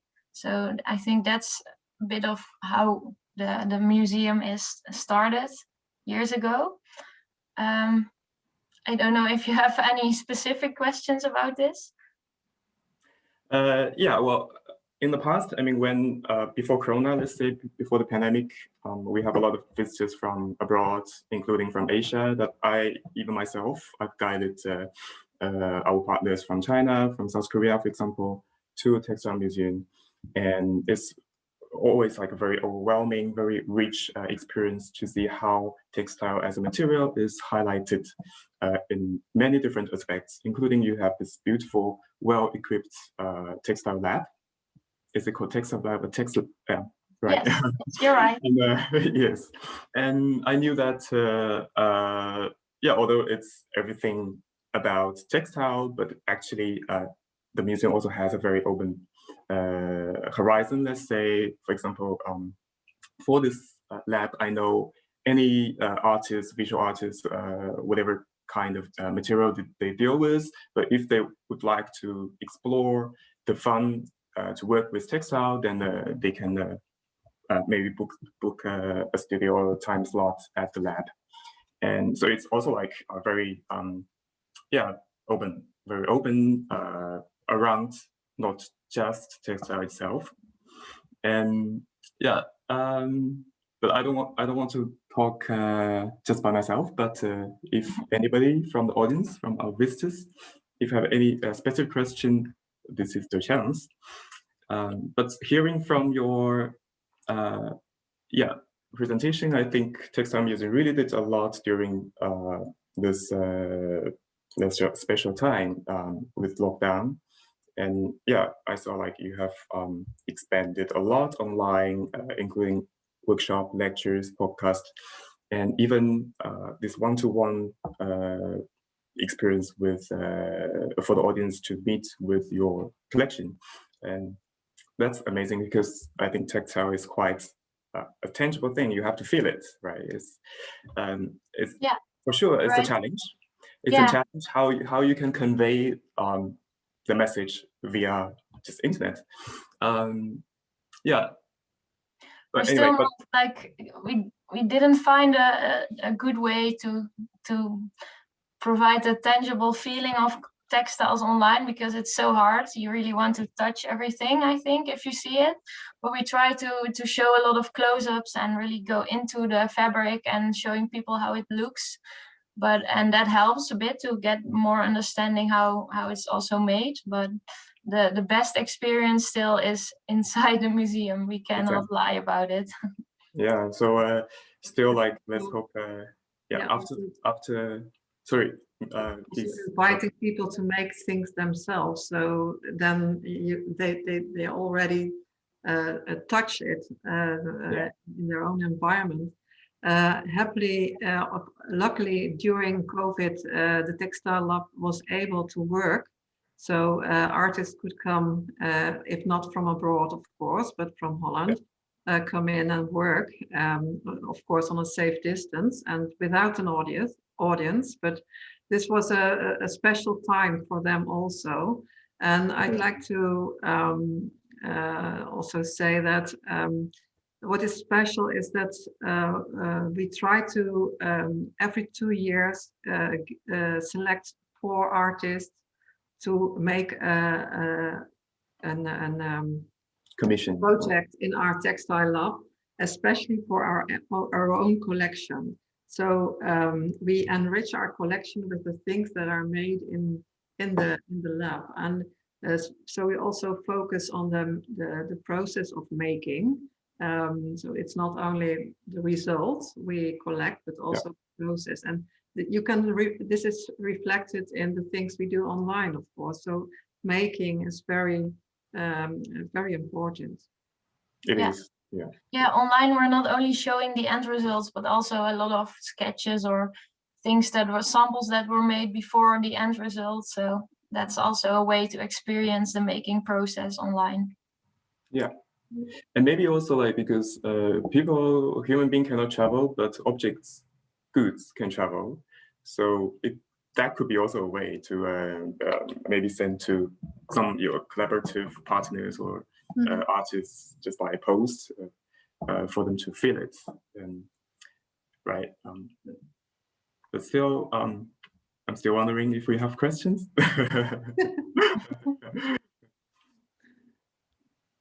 Yes. So we have a question from Christina Butti, if I pronounce it correctly. How does your international network work? Yes. So this is about Textile Cultural Net.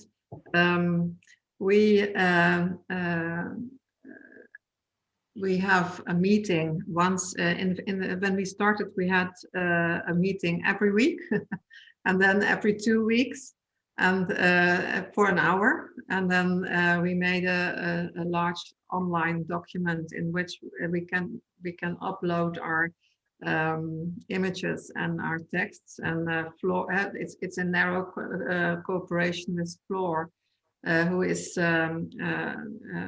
wonderful on Instagram and knows all the ins and outs and how to do it. So and there's a lot of work also done by Chat, who have a large staff working on this planning, but the meetings are about curating things. So like if we have an exhibition and there's we like to make an online extra to it. So the artwork doesn't have to travel, but it is there. And it's also sharing ideas about how to curate on a special theme. So it's really a curatorial network, what we have. Next to that, it's also a marketing tool, of course. But we never met physically, so we have never met the people who see each other every month at the moment. We never met, only online.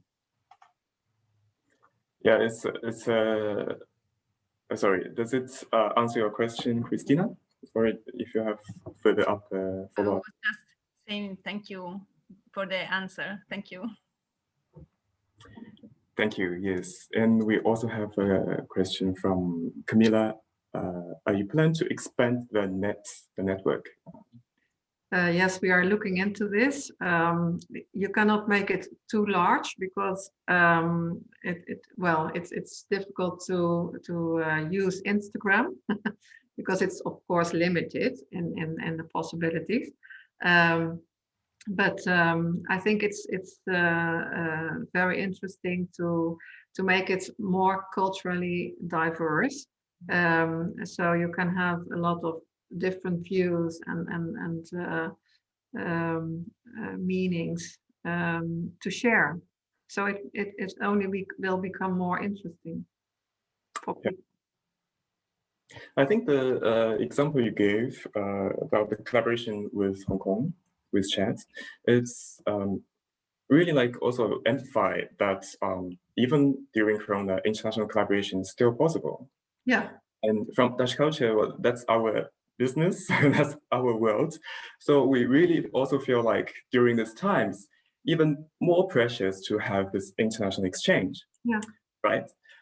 Otherwise, you can only limit yourself locally, and And yeah, I think that's a beautiful part, that you could still continue the collaboration to move from physical to online. Yeah. The only thing is the time limits, because we also had, and when we started, we had also a partner in America, and then we had to look into what moment of the day is possible to meet each other. So it was 11 o'clock in Hong Kong in the evening, and so things, of course, but you can manage. Yeah. That's exactly what we are experiencing right now, actually. We're making a recording for our visitors from South America, from Brazil, because right now it's just too early over there. But still, like, we are creative or flexible. Yes, everything is possible, and still, like, at the end, the goal is to have exchange, or to have the dialogue, right? And just as what you have explored at the Textile Museum, the space is so big in a way. And okay, I see a comment from our friend Chen Wei. It was impressive when we visited the Textile Museum, especially the library at the third floor, which are amazing for us. The floors behind the textile would be great content to the online community to know. The seed, textile, art and design. So it feels like there's a hope for you to open up the library as well. Third floor. Yeah, it's the largest library on textiles in Holland. So there's a lot of knowledge over there to share, and it's accessible again, of course, and for 4 days a week, 3 days a week. Yeah. Okay. But I think the library is also accessible online, but I'm not sure if you can like find all literature and read it, but you can see what we have and also have contact with our librarian. Yeah. So that's maybe also a first start. Thank you. Yes. So I think, yeah, thanks, Chen Wei. And maybe we still have 1 minute. Maybe I will just add one comment also on what Chen Wei shared with us earlier about their experience, their practice in China, in Xiamen online, about online efforts, let's say. I think it's also like a lot to do with the communication work you do. It's very important. And in China, like nowadays on WeChat, for example, in the WeChat is the super app. It's a collection of everything, basically Facebook, Twitter, whatever, WhatsApp. And on the WeChat friend circle, for example, because it's so accessible. Like me, myself, every day I scroll my own friend circle a few times. And then if I see some, like, because it's very precise, very concise, sorry. It's very easy to read, to get access to the content. So if I see something like an online exhibition or some content I will be interested in, surely I would just click on it. And sometimes like the beautiful exhibition is just a click away, right? It's just a finger movement nowadays. Yeah. Oh, that's a great tip I can look into because I have no experience with it yet. Yeah, okay. Yeah, we can continue the talk with the dialogue between our visitors and Textile Museum maybe tomorrow for one-to-one matchmaking. I think we will follow up with that. So thank you too for now, for today. Yes. And have a good afternoon. And we will continue with our program. We'll move on from the south of the Netherlands to the north. Okay, thank you all. Bye. Thank you. So yeah, let me just introduce our next program. We will travel from the south, Tilburg, in Brabant province to the province of Groningen in the north of the Netherlands. Then we have presentation from Groningen Museum. We will welcome the speaker, Karina Smrknovsky.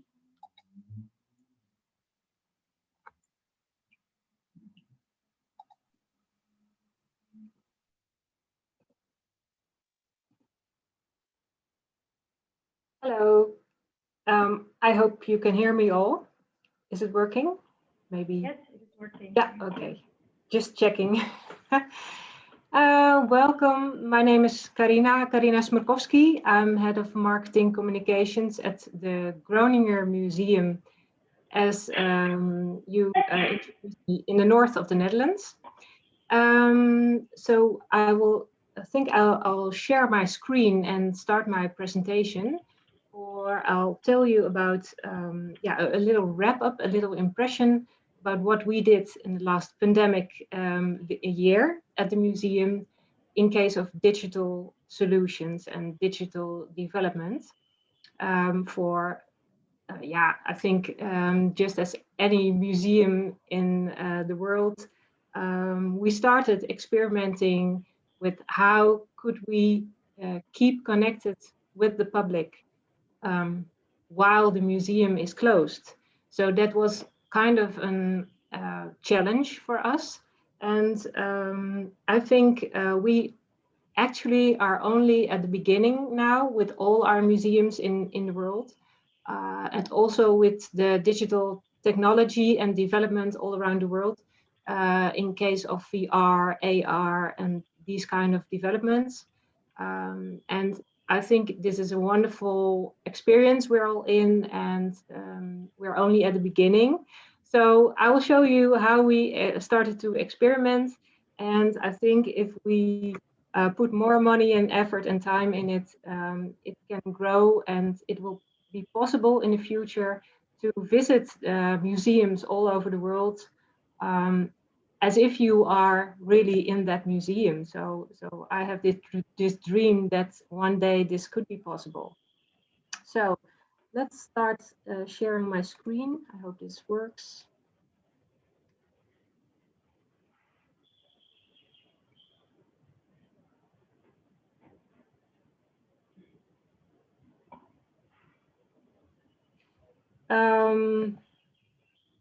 So you can see here, this is the outside architecture of the Groninger Museum. It is a large museum in Groningen, the place called Groningen in the north of the Netherlands. And it is a design by Alessandro Mendini, the Italian architect, together with all various designers and architects, like, for instance, Philip Stark.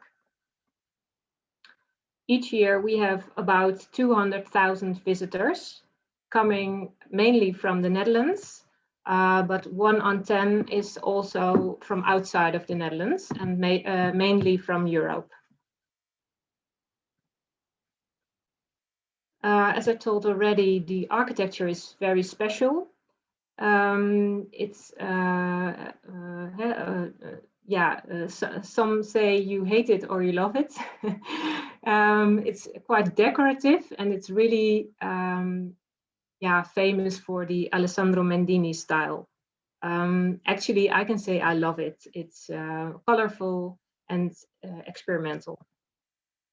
Our collection is broad. We have the history of Groningen, of course, but we also have a large collection of 80s design, like Ettore Sottsa's and Mendini, and many more.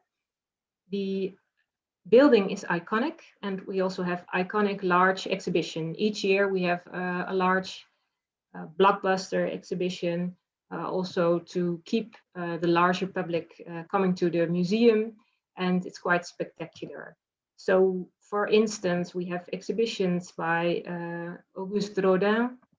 We had the American artist Chihuly. We had a large exhibition in 2016 about David Bowie. And last year we opened the exhibition about the Rolling Stones. And this exhibition opening was in November. And unfortunately, after 4 weeks already, we had to close the museum because of the governmental rules, because of Corona.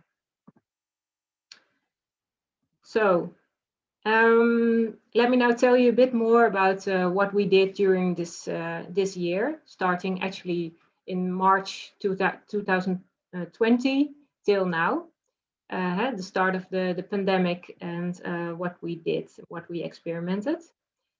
We had several goals, and our first and main goal was to keep in contact with the public. So the museums had to close already in March last year, and we thought, okay, how can we still make the connection to the public? So we thought about that. And next to that, we wanted to have interactive experiences. This is really an educational goal of our museum. More and more, it is participation society and interactive society. So we expect people also to do things themselves. So not only have a look at the art, but also interact, ask questions, or make things. And finally, our goal was to experiment and learn. So we just started and learning by doing. To give you an impression, we started with the 360 degrees online exhibitions. So this is an example. Hey, you are in front of the building and you enter the building, and you can click on the round buttons and then 360 go around in the museum. So this is now our 360 experience, and we developed this for exhibitions already we had before, like Chihuli, but also we developed this for other exhibitions. For instance, Mondo Mendini, an exhibition we had last summer, and people could just wander around in the exhibitions and have a look at all the art just via their computer screen.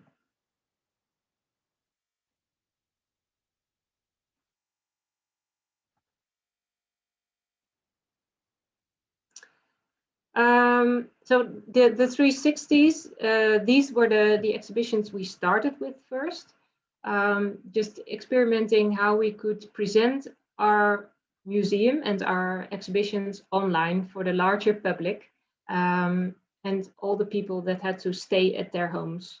So this was a really nice solution to just show what we had in our museums, in our museum.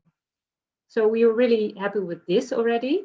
And the development in these 360s for us was that we started with only these, you could wander around and click around, but more and more, each new 360, we added extra things.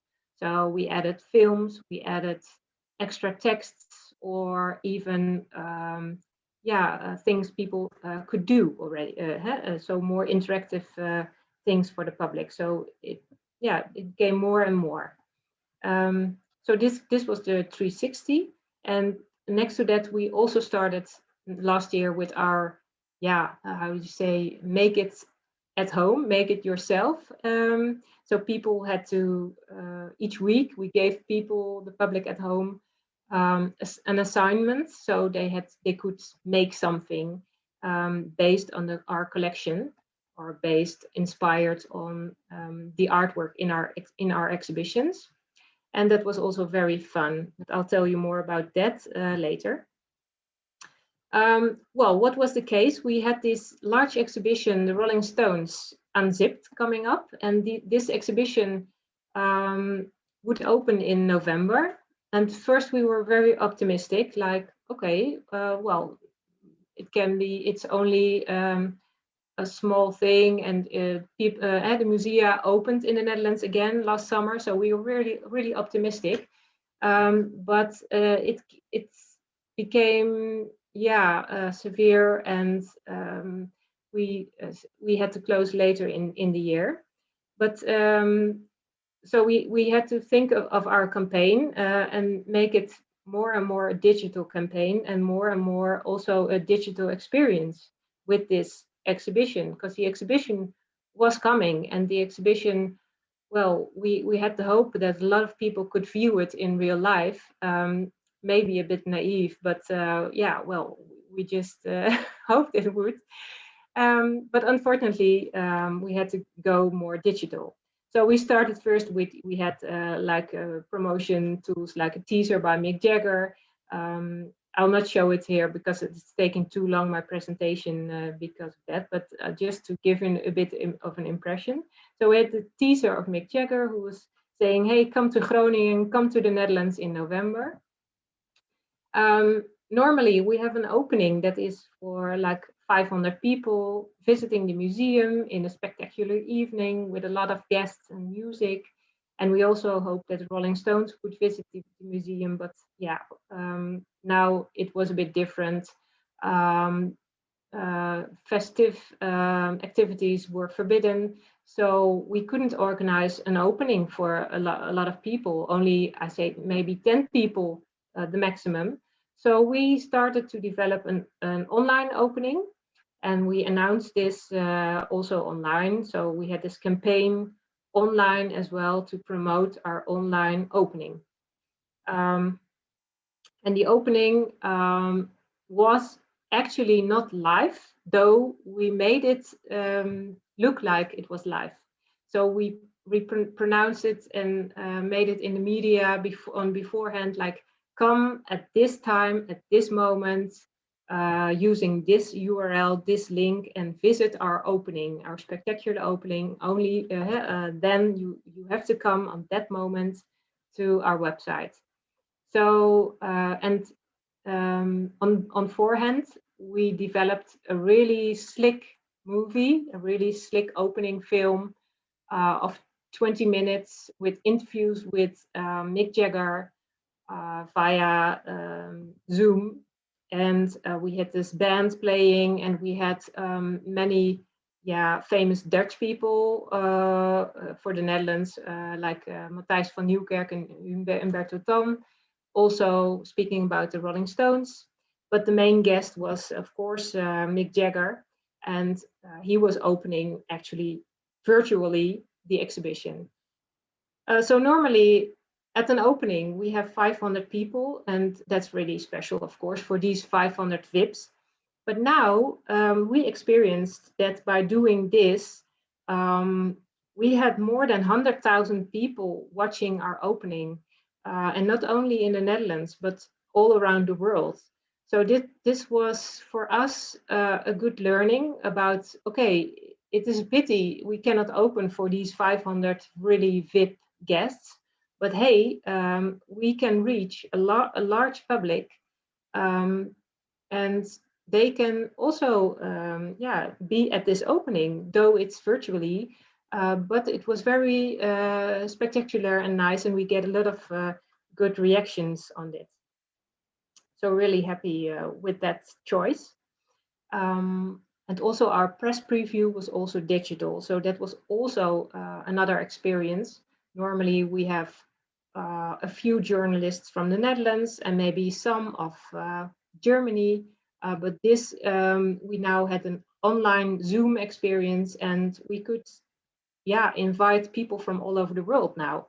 So that was kind of an eye-opener for us. So the opening Unzipped was also with a tour through the exhibition with our director and Leo Blokhuis, a famous Dutch music expert. And now tell a little bit more about the 360, because we had these 360 exhibitions, but after 4 weeks we had to close the Rolling Stones Unzipped exhibition. So that was really a pity, and in February we concluded that the museum might not open again before the exhibition had to leave already. So that would mean that nobody would see this exhibition anymore. So we, like in 3 weeks, I guess, we made this online 360 about the exhibition Unzipped. And with a lot of extras, so a lot of zoom in films on the drums and the instruments, and a lot of extra informations and yeah, so we made it an extra 360. So we also thought, let's experiment with a paid online 360. Until then, we saw a lot of museums all around the world also experimenting with online exhibitions, but nowhere we saw that people also had to pay for the exhibition. And we just started this experiment.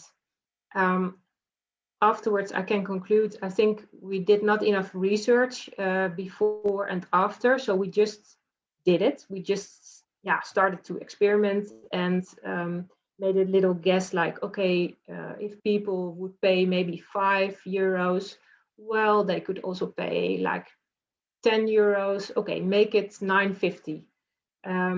The normal price, the ticket price for this exhibition to see it live was €35. So we thought, well, then like €10 is nice for an online experience. Well, this is just to give you an impression. The exhibition now is not online anymore because it's now on view in France, in Marseille. But this is how it looked like. And as you can see, we had the extra, you could click on the E and the I on for extra information and put the sound on, music on, a little bit more like that.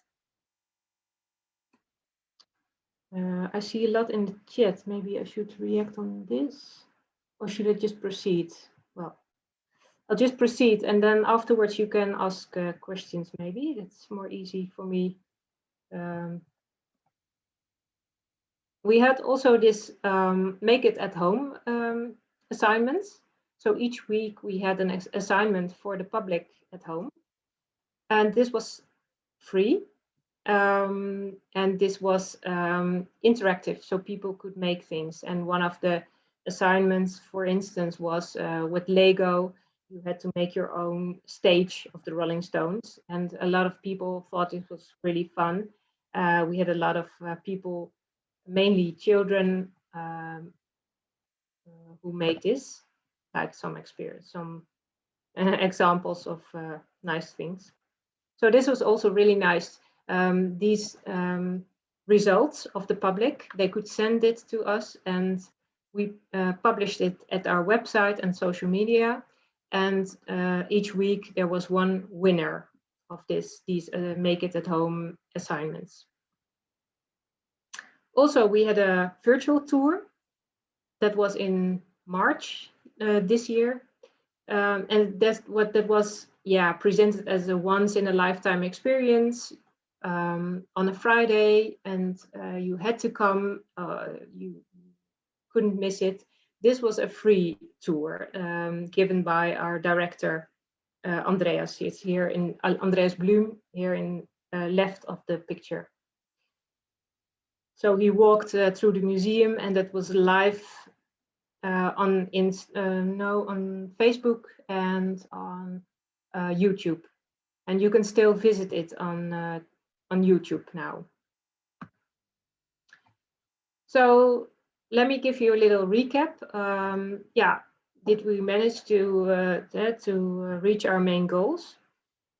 To keep in contact with the public, definitely. The make it at home assignments were very successful, and we thought it was a really good way to keep in contact, personal contact as well, and interactive contact with the public. And also the 360s, we thought was really good to show the people what we have in our museum. So to stay a little open, even we were closed. In total, we had in 2020 more than 50,000 people visiting our 360s, our free 360s. And the paid one, the unzipped Rolling Stones 360, was actually visited by 1,100 people. So we were a little bit disappointed about that, but we saw that about 8,000 people did visit the shop. So we can conclude that a lot of people, yeah, they did click on the experience and they wanted to visit, but actually when they came to the shop and saw that the price they had to pay, we think that yeah, it was a, how do you say, a boundary for a lot of people. So this is an interesting experiment and conclusion also. Can paid exhibitions, is that a possibility? Will people pay to see an exhibition? And I think we in the future we have to do a lot of more research on this, because maybe you can experiment with the price, make it a lower price or another experience, and people will visit the exhibition and they will pay for it. Or will they not pay for it, and should it stay a free exhibition? So these are all nice yeah, conclusions and experiments we have. Yes, we did experiment and learn from it. So this is only an image of our museum. And I'm already at the end of my presentation. So thank you. Do you have any questions? Thank you, Corina. I'm not sure if you can hear me already. Yes, I think you can. Yes. Thank you for this presentation. I think it's very impressive how you managed to switch so quickly from physical and museum environment into the digital and found so many beautiful solutions. I'll briefly introduce myself. My name is Ashley. I work at DutchCulture as well as an advisor for the focal countries. And I saw some questions already in the chat. Let me read them. So yeah, first there was a question from Noreen, which you already answered. So how many paid visitors have visited the Unzipped exhibition?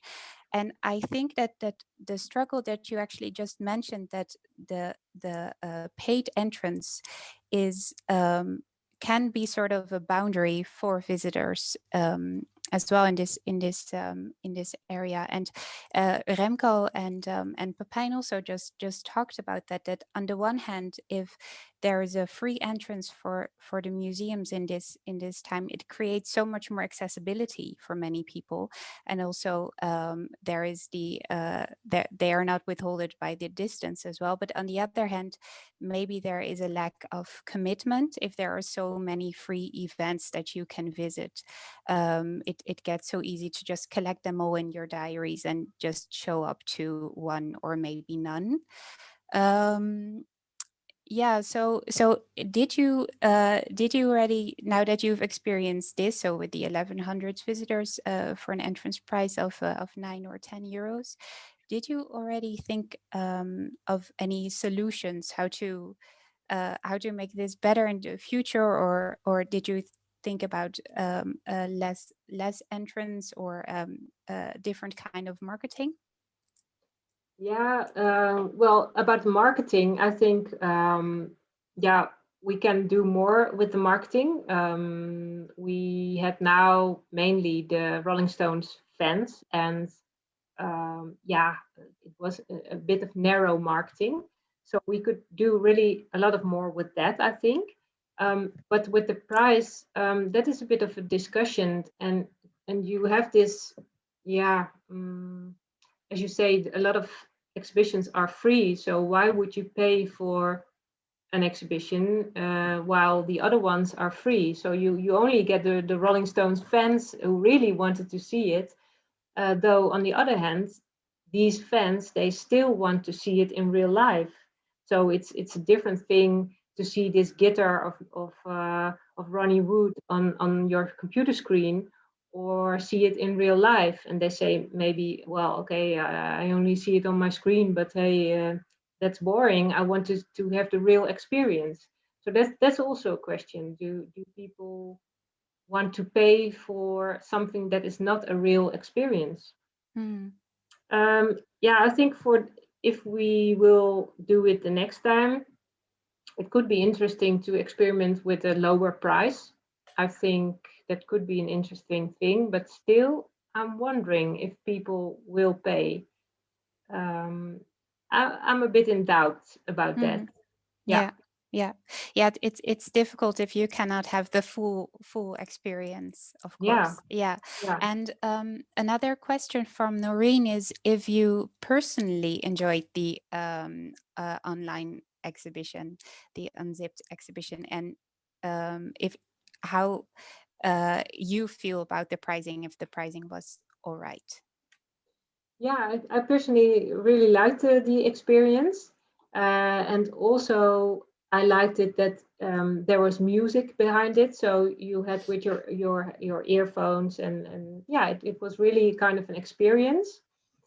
Though I think, as I said at the beginning, we are only at the start of a development, I think. And if you make this in the future a really high quality experience with VR or something like that, and you really have this experience like you are at this museum, then this could be really a nice thing. So I think now it's a bit like in the Netherlands we say houtje touwtje maybe yeah, okay, it is the exhibition, but now not really.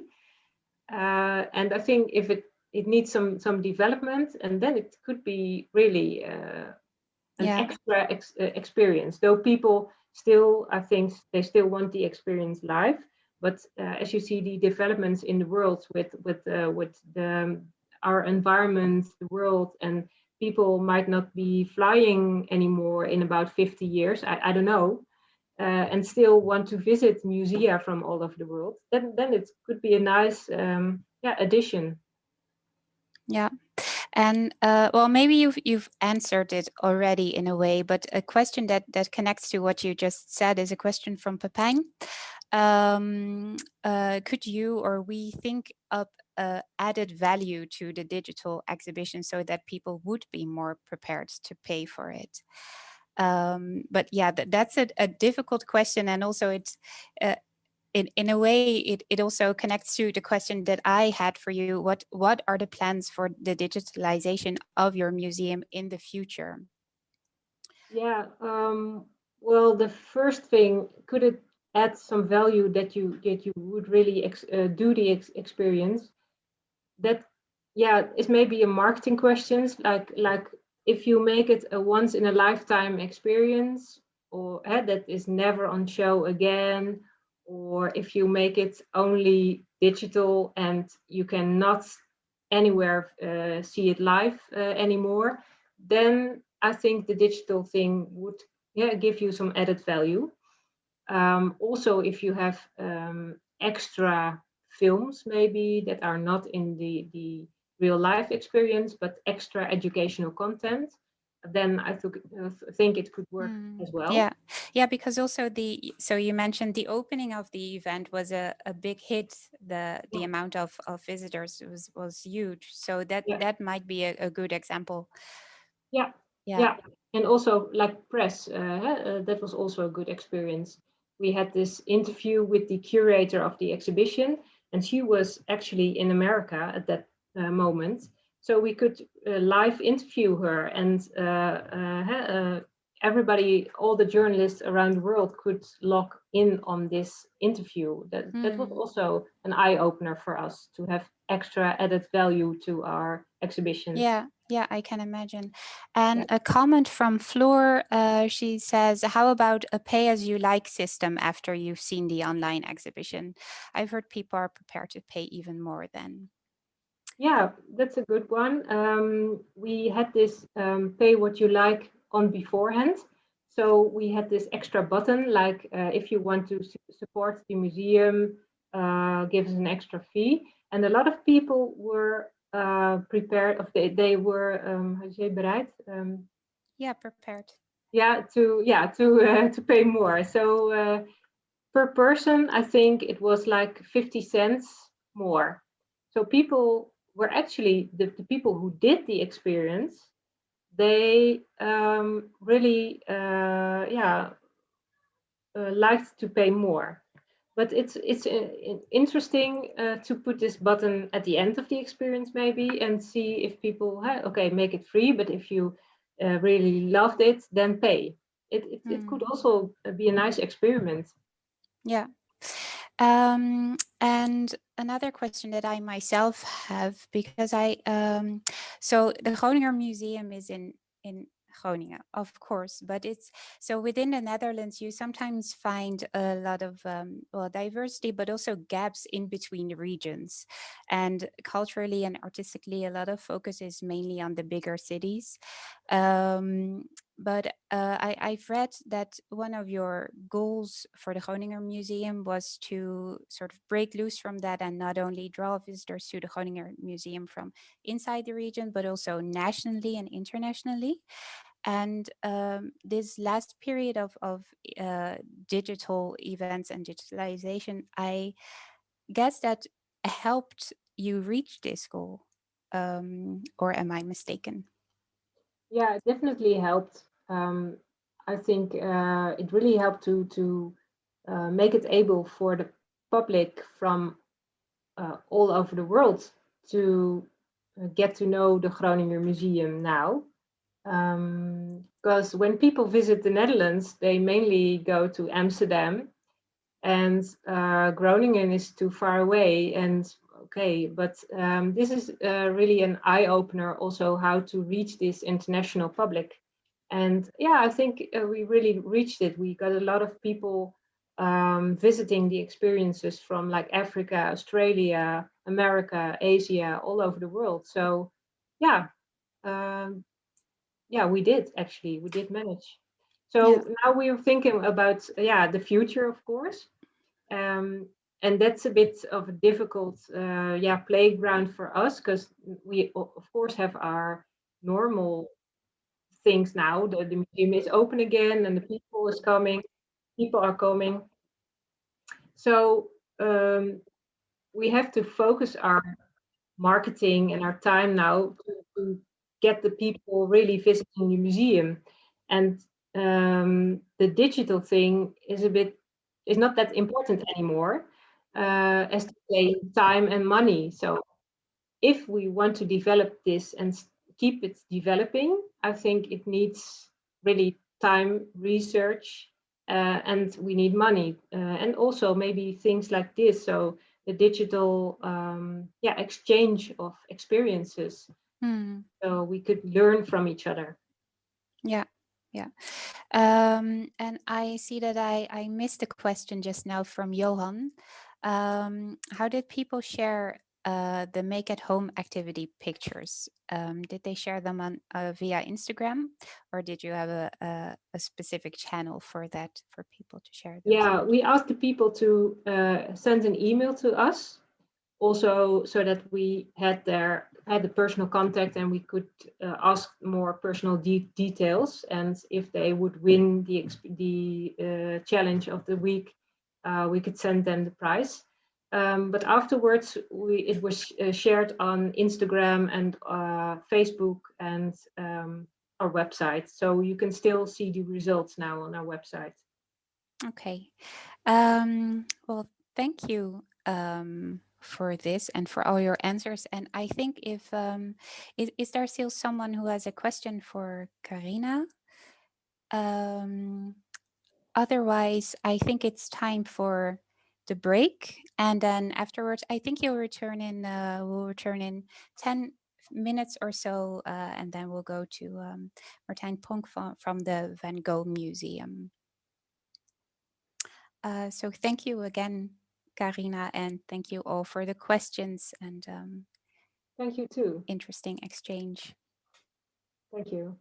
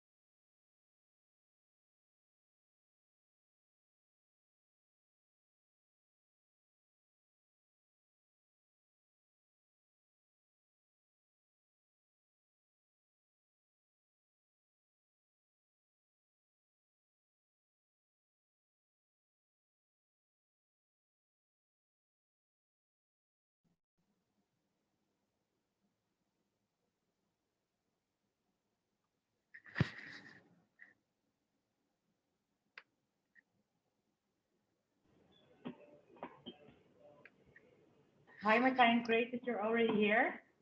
Hi. For all the participants, actually in the program, we have like 15 minutes to have a conversation with each other. Ah. So before because I thought you only were able to be there to 1:30, but it's totally fine.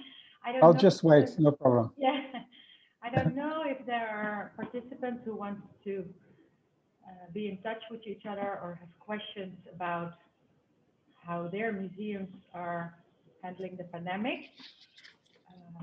But it is just the floor is yours. Otherwise, we wait a few minutes and maybe Martijn, you can start a bit earlier. Yeah, no problem.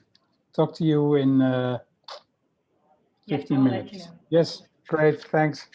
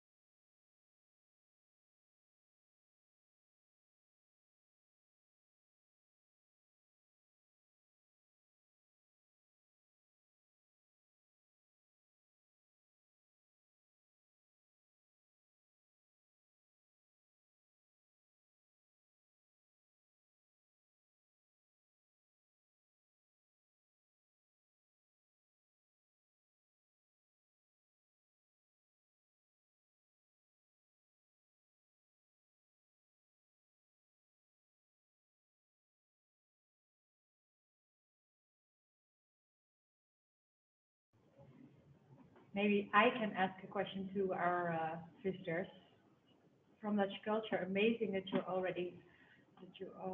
here. I was wondering, what is the most striking thing that you've learned today? Is someone who wants to answer that question? If you don't want to be on the screen, that's totally fine. Otherwise, we'll just wait a few minutes.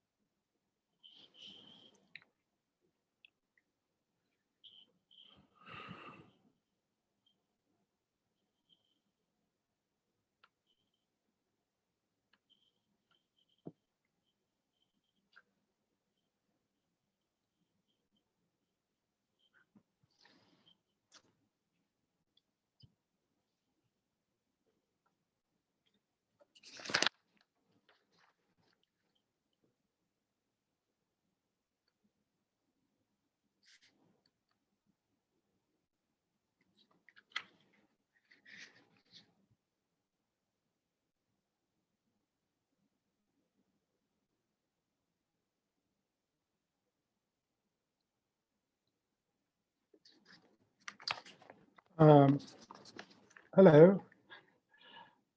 I don't see any of the participants, but I think I can start now. Yeah, you can start, and maybe participants have Okay, questions thanks a lot. afterwards. Okay, so thank you for this opportunity to meet with you all and discuss digital in cultural heritage. I'm going to share my screen to show you some slides that I prepared. So I hope that everybody can see this. I have 20 minutes, I'm told, so I'm going to keep the tempo up, start right away, and afterwards we will have time for questions, or maybe we can meet again tomorrow for the so-called after party. So I will start with a short introduction and the key figures of the Van Gogh Museum, and then we will look at digital during the pandemic and the museum's response to the lockdown during the pandemic and the lessons we learned there for the future. And after that, I will explain a little bit about the digital strategy of the Van Gogh Museum. So to start with the key figures,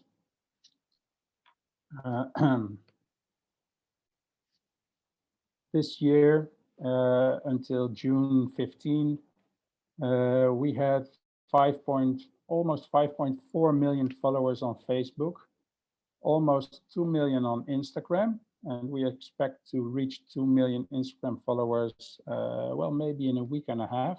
So that will be a little party at our office. And last year we had 5.6 million website sessions. Apart from this, we also have 1.6 million followers on Twitter. We have 27,000 followers on LinkedIn.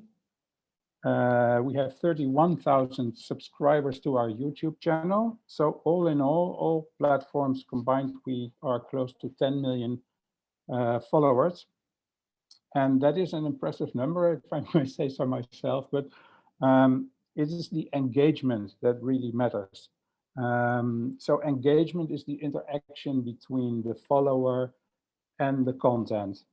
So it's sort of proof that the content has been viewed by the follower and the follower deemed it relevant enough to give a reaction, to generate a reaction. So the content stirred something in the follower.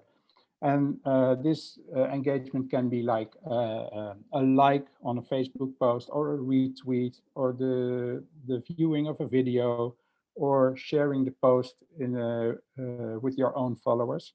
There's lots of different sorts of engagement, and what they have in common, everyone, is that they are proof that you have actually reached someone. Because speaking about reach, having all these followers means having a large reach. But reach is just like the print run of a newspaper. So the newspaper can have a print run of 500,000 copies, but it doesn't mean that all the articles in the newspaper have been read by 500,000 newspaper readers. So this is why engagement is important to us. It means that the post was not just presented in the timeline of the follower, but it was actually seen and acted on. So in 2020, our Facebook followers generated 7.8 million engagements. And Instagram was even better with 12.3 million engagements. So what I see here is we have 20 million touch points. We have 20 million interactions between the museum and a customer. We have 20 million opportunities to start or extend a relationship with these people. 20 million confirmations that our story has been heard and that we have been noticed. So that's very important, of course. And what we want to do is we want to extend on these engagements. We want to build on them. And I will get back on that in the third part of my presentation. First, let's have a look at the Digital Museum during the pandemic. That was brutal. Van Gogh Museum was closed from March 13 last year until June the 1st, and then had to close again on the 5th of November until very recently. We only opened on June 5th, last June 5th. So there was a closure of 7 months exactly. That has had a huge impact on the museum organization, you can imagine. I will not get into that now, but focus on what it did for digital, because during these periods that the museum was closed, digital was one of the most important lifelines to the outside world. So we had digital to stay connected to everyone around us. So fortunately, we had just finished a series of video tours that we shot in 4K quality. We just went through all the rooms in the museum and made a very slow, mindful tour. No comments, just showing the pictures on the walls with music. And we just finished that. So we started to show those videos and to link to those videos, show them on social media, on the website. You can still see all of them on our YouTube channel.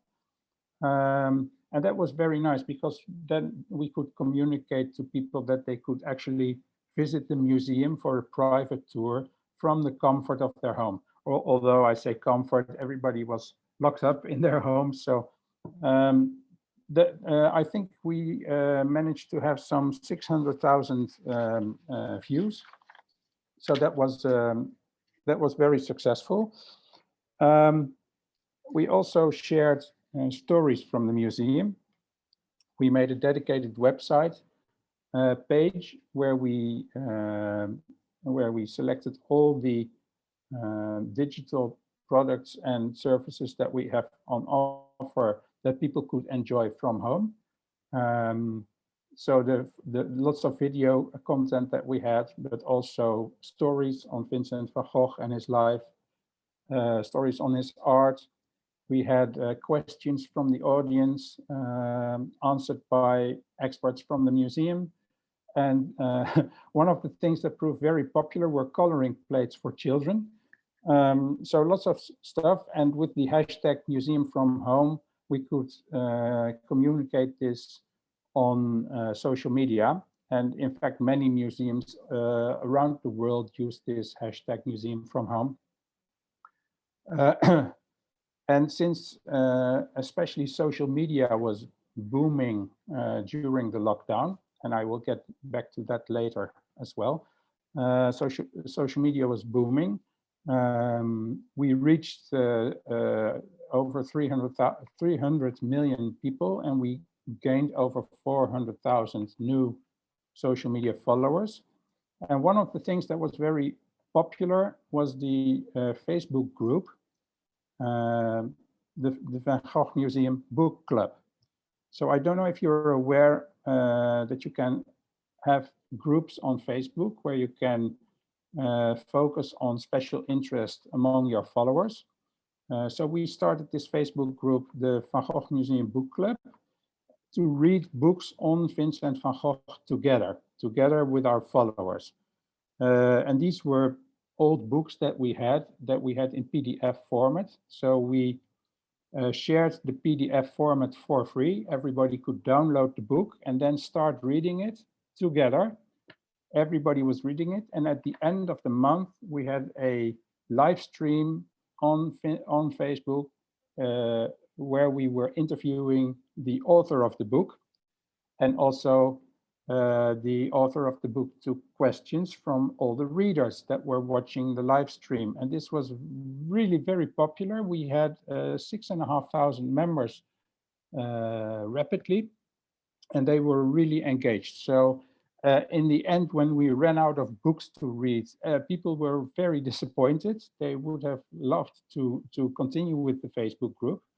So this is in fact a learning that we have from the pandemic, that people were really searching for online communities to join, where they could actually do something, where they could have an activity, instead of just, you know, watching videos or something, but actually do something together in this community with like-minded people. That was proved to be very valuable. And I think this is a learning for all museums. If you investigate what hobby or what interest can be connected to your museum, then you can start such a community. It's very easy. Or you could look out for communities that are already active on the internet and join those to present yourselves, because there is a common interest there. There is a shared interest there. And this is a way to quickly gather valuable followers for your, for example, for your Facebook account. Another Facebook group that we already had before the pandemic, but that was also really active during the pandemic, is the Van Gogh Inspires group. In the meantime, it has amassed over 80,000 followers, or 80,000 members. And this is a group where people show and share their own art. These are all creative people who show art that is inspired by Vincent van Gogh. And the nice thing is that if someone is posting, for example, his own paintings, that he made a painting, for example, that was inspired by Van Gogh, and post an image of that painting, other members of the group will start to comment. So they will say, you know, that's very nice. And you see, it's very lively. People are really engaged. And of course, this huge engagement and this blooming community helps us to stay on top of the Facebook algorithm, because Facebook, of course, loves these accounts, these groups that are engaging, because that means that people will be on Facebook and have a good time on Facebook. So we're not only helping ourselves in the Van Gogh Museum, we're also helping Facebook. And we are being rewarded by Facebook because we are very visible. So we have a big reach, but we also get in a lot of timelines. So then the pandemic, this is what I learned from Benedict Evans. So if you don't know who Benedict Evans is, you should look him up online. And this is sort of a guru who has an excellent newsletter on all things digital. So I can recommend following him or reading his newsletter. He said the pandemic was a forced experiment for all of us. So we've been forced to adopt new things. So to do new things for the first time. For example, ordering food online. Ordering food online with restaurants closed, this was booming. Many people ordered food online for the first time, have it delivered to their homes. Of course, like we are together here today, we have quickly adapted to online meetings. And, you know, we have grown accustomed to what to do and what not to do in online meetings. We have adapted our behavior like that. We have also come to understand that we have to make reservations for all kinds of activities that we did not need to make reservations before. They did not require reservations before, and now you need to make reservations, like, for example, our museum, where you have to order your ticket in advance to gain admission. And the question is how much of all these new experiences will remain after the pandemic ends, and how much of them are relevant to museums. One of the developments that is most certainly relevant is the growth of e-commerce during the pandemic, because there is an interesting parallel development, and that is that brands have discovered how to connect to customers directly, which is much more effective, of course, and much cheaper. Shopify, for example, and all kinds of other e-commerce platforms have made this very easy to do. So, for example, I read that the sports brand Nike already sells 40% of total earnings directly to customers. So they're completely bypassing retail. This is interesting for museums because it will be very easy to sell stuff, for example, not just in the museum shop, but also online. And we have seen that people have changed their behavior. So until recently, most of people would, for example, go to Amazon or other big platforms and then choose a product. But we found out during the pandemic that people will also, for example, also go to sites that they have seen reviews of.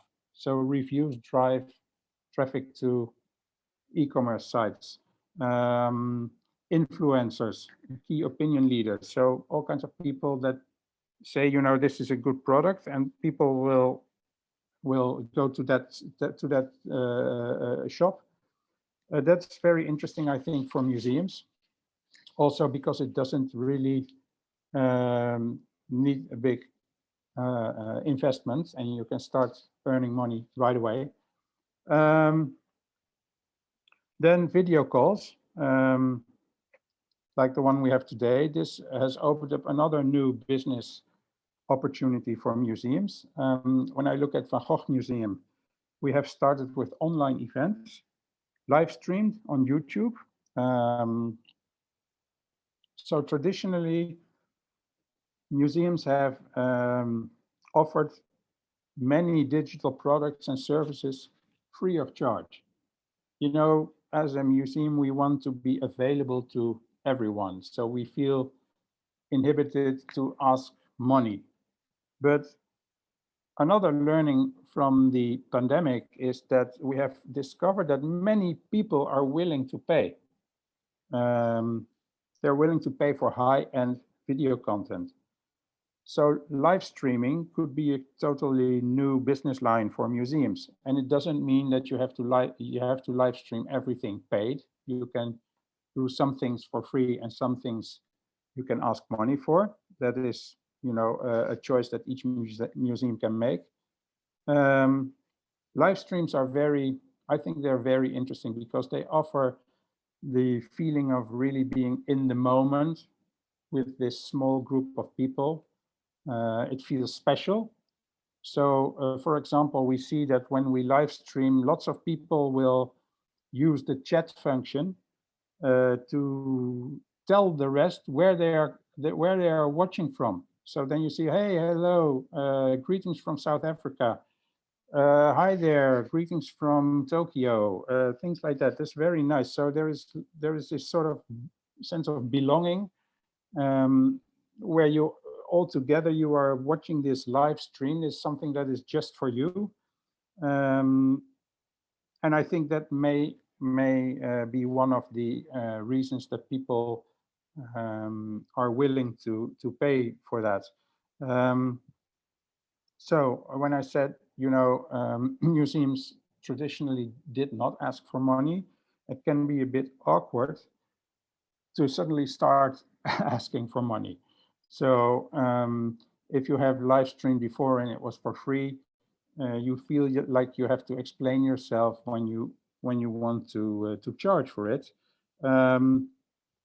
I think that you should just do it and prepare for feedback from your viewers and from your visitors, your customers, and explain why you are asking for a small fee for this live stream.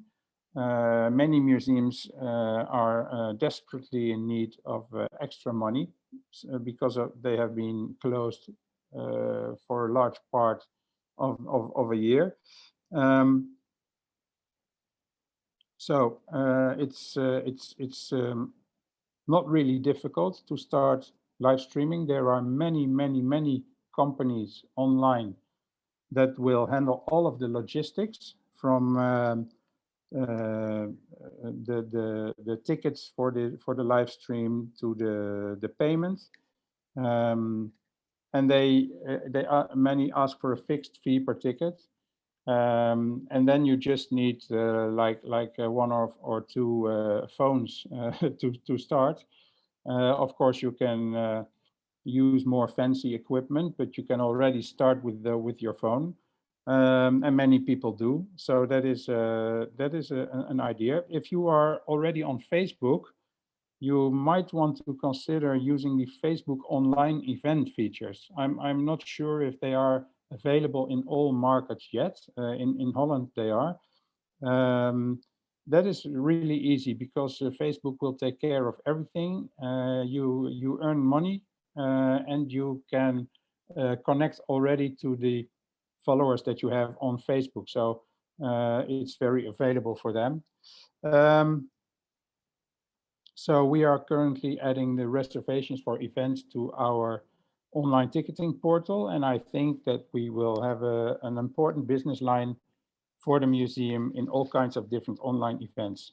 So earlier I shared the museum's key digital figures, and I would like to look at them again. Let me check. To explain a bit about the museum's digital strategy. So I showed you the high number of followers and the high number of engagements on social media in Van Gogh Museum. I mentioned that social media was booming during the pandemic.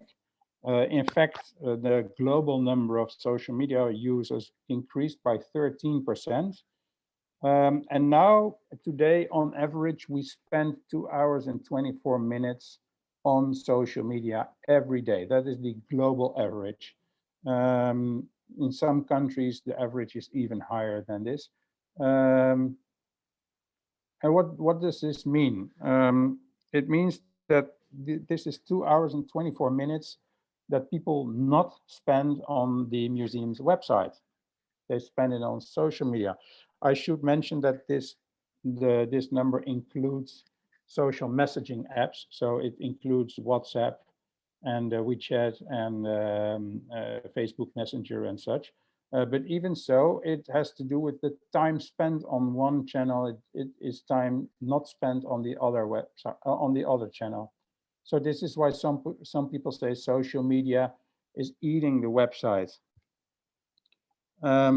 So now, if we want to reach out and connect to people, of course, we need to go where they are, or nobody will know that we're there. So we're not going to publish something and then sit back and wait for people to come. No, we are actively going to the place where we have the opportunity to connect with people.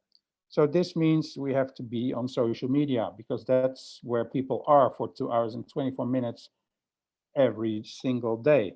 This is where we have the opportunity to reach new people. So that is, on the one hand, that is very positive.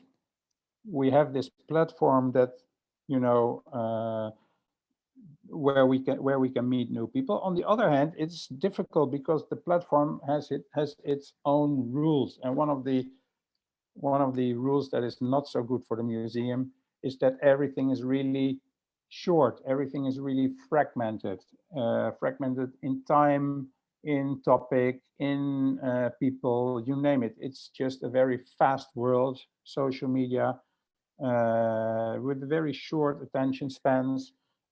So this seems like not the ideal environment, for example, to present your museum collection in, because the collection is not just a collection of individual objects, it is also a collection as one thing, a collection with a collection history, with a concept that you want people to understand. So how to do that on social media? That's almost impossible. So what we try to do in the Van Gogh Museum is get people to go from social media to the website. That is very, very difficult because the social media platforms, they will do everything in their power to keep people on the platform because that's when they make money. So it's really difficult to get someone to click on a website link and leave Facebook. Facebook doesn't want you to leave. Facebook wants you to stay on Facebook all of the time. So how can we do that? Well, I would like to compare this situation to a meal, and where social media is the appetizer. It's a tapa, it's a snack, it's a starter. It's attractive, it's tasty, but it's not a meal. The website is the main course. The website is what makes it a meal. You cannot have just starters for a meal, right? You have to have a main course as well. The website is the main course. So we want people to serve people the full dinner. That means meeting them, connecting to them on social media, giving them a taste, giving them a lookout, and then passing them on to the website for our whole story. And our new website, which was launched July 14 last year, and luckily we started developing the new website way before we ever heard of COVID-19. So that was a lucky shot for us. Our new website is designed especially for this. So we have special pages, social landings that really prolong the user experience that you have on social media. So to give you an example, Van Gogh's Sunflowers is one of the most famous paintings in our museum. Say we have a say we have a Facebook post on the sunflower painting. Then we will link to a special web page that we prepared, where you can have another layer of information. So you get to meet the sunflowers on Facebook. We try to pique your interest on Facebook. We try to trigger you into thinking, you know, this is very interesting. I'd like to know a little bit more about it. And then by following the link, you are going to a special page that we made especially for this situation, because this page is designed keeping in mind that you came from Facebook. So it doesn't repeat what you already saw on Facebook. It's very clear. You can sort of continue your journey seamlessly. And that's very, very important, because in many other situations where people try this, you see that they just put a link to a website on a Facebook post, but then when you follow the link, you are entering a totally new environment. There is no wayfinding. You're not sure what it is that you have to do. And then, you know, they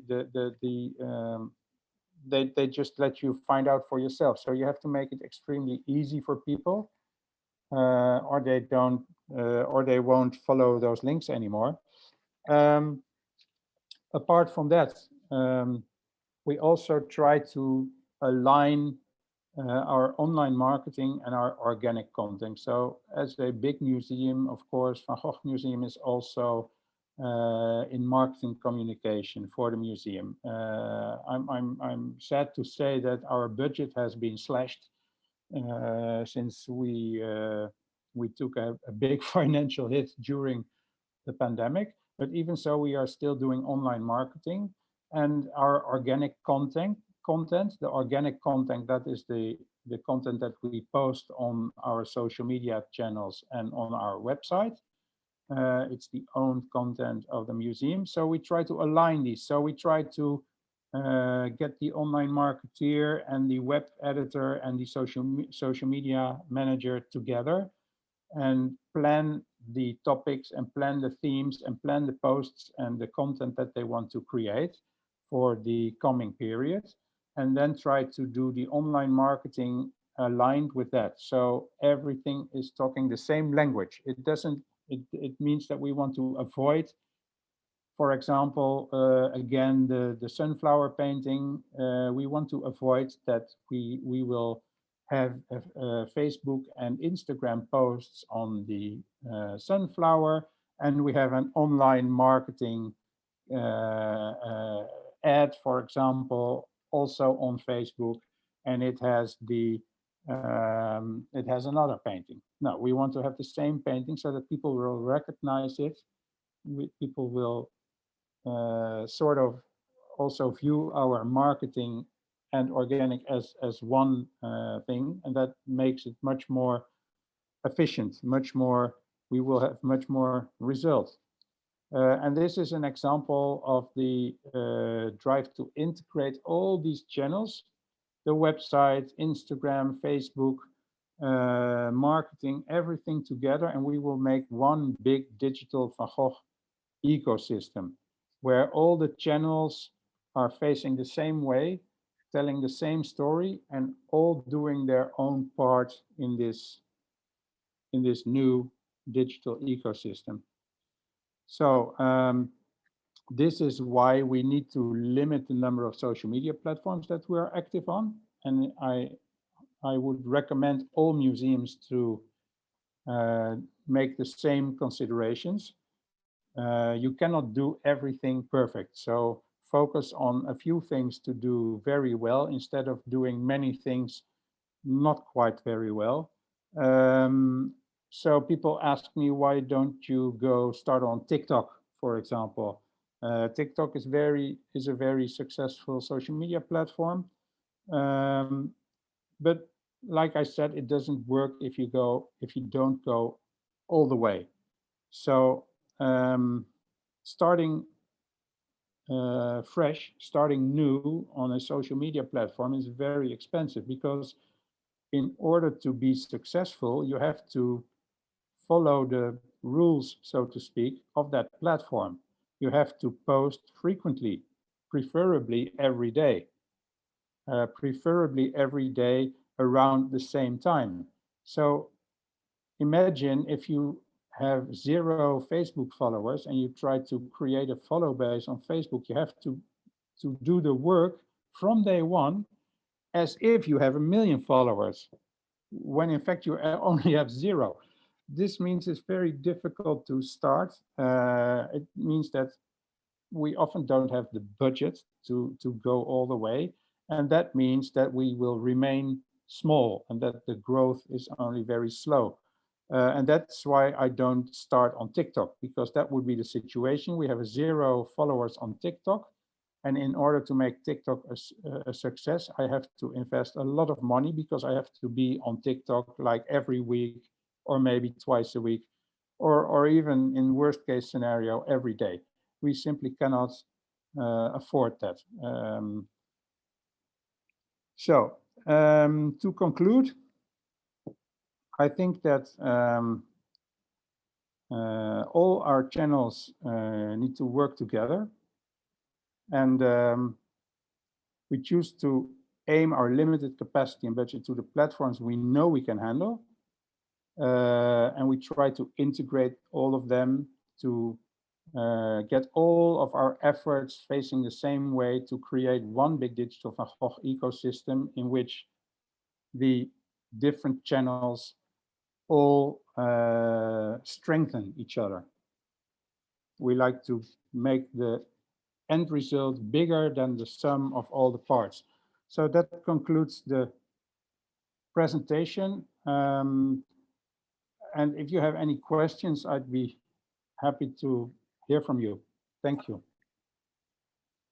Thank you so much, Martijn, for this great, extensive, and inspiring presentation. My name is Ron. I work at DutchCulture. I work mostly in the field of international heritage cooperation. And I will be leading the Q&A, which we'll do quickly here. For everybody, you can either put your questions in the chat. I'll be reading that, or if you would like to appear, just raise your the Zoom hands, and I'll give you your turn. But Martijn, maybe really quickly to start off, just one question. You told us about the digital tours. Do you have some image to show to everybody?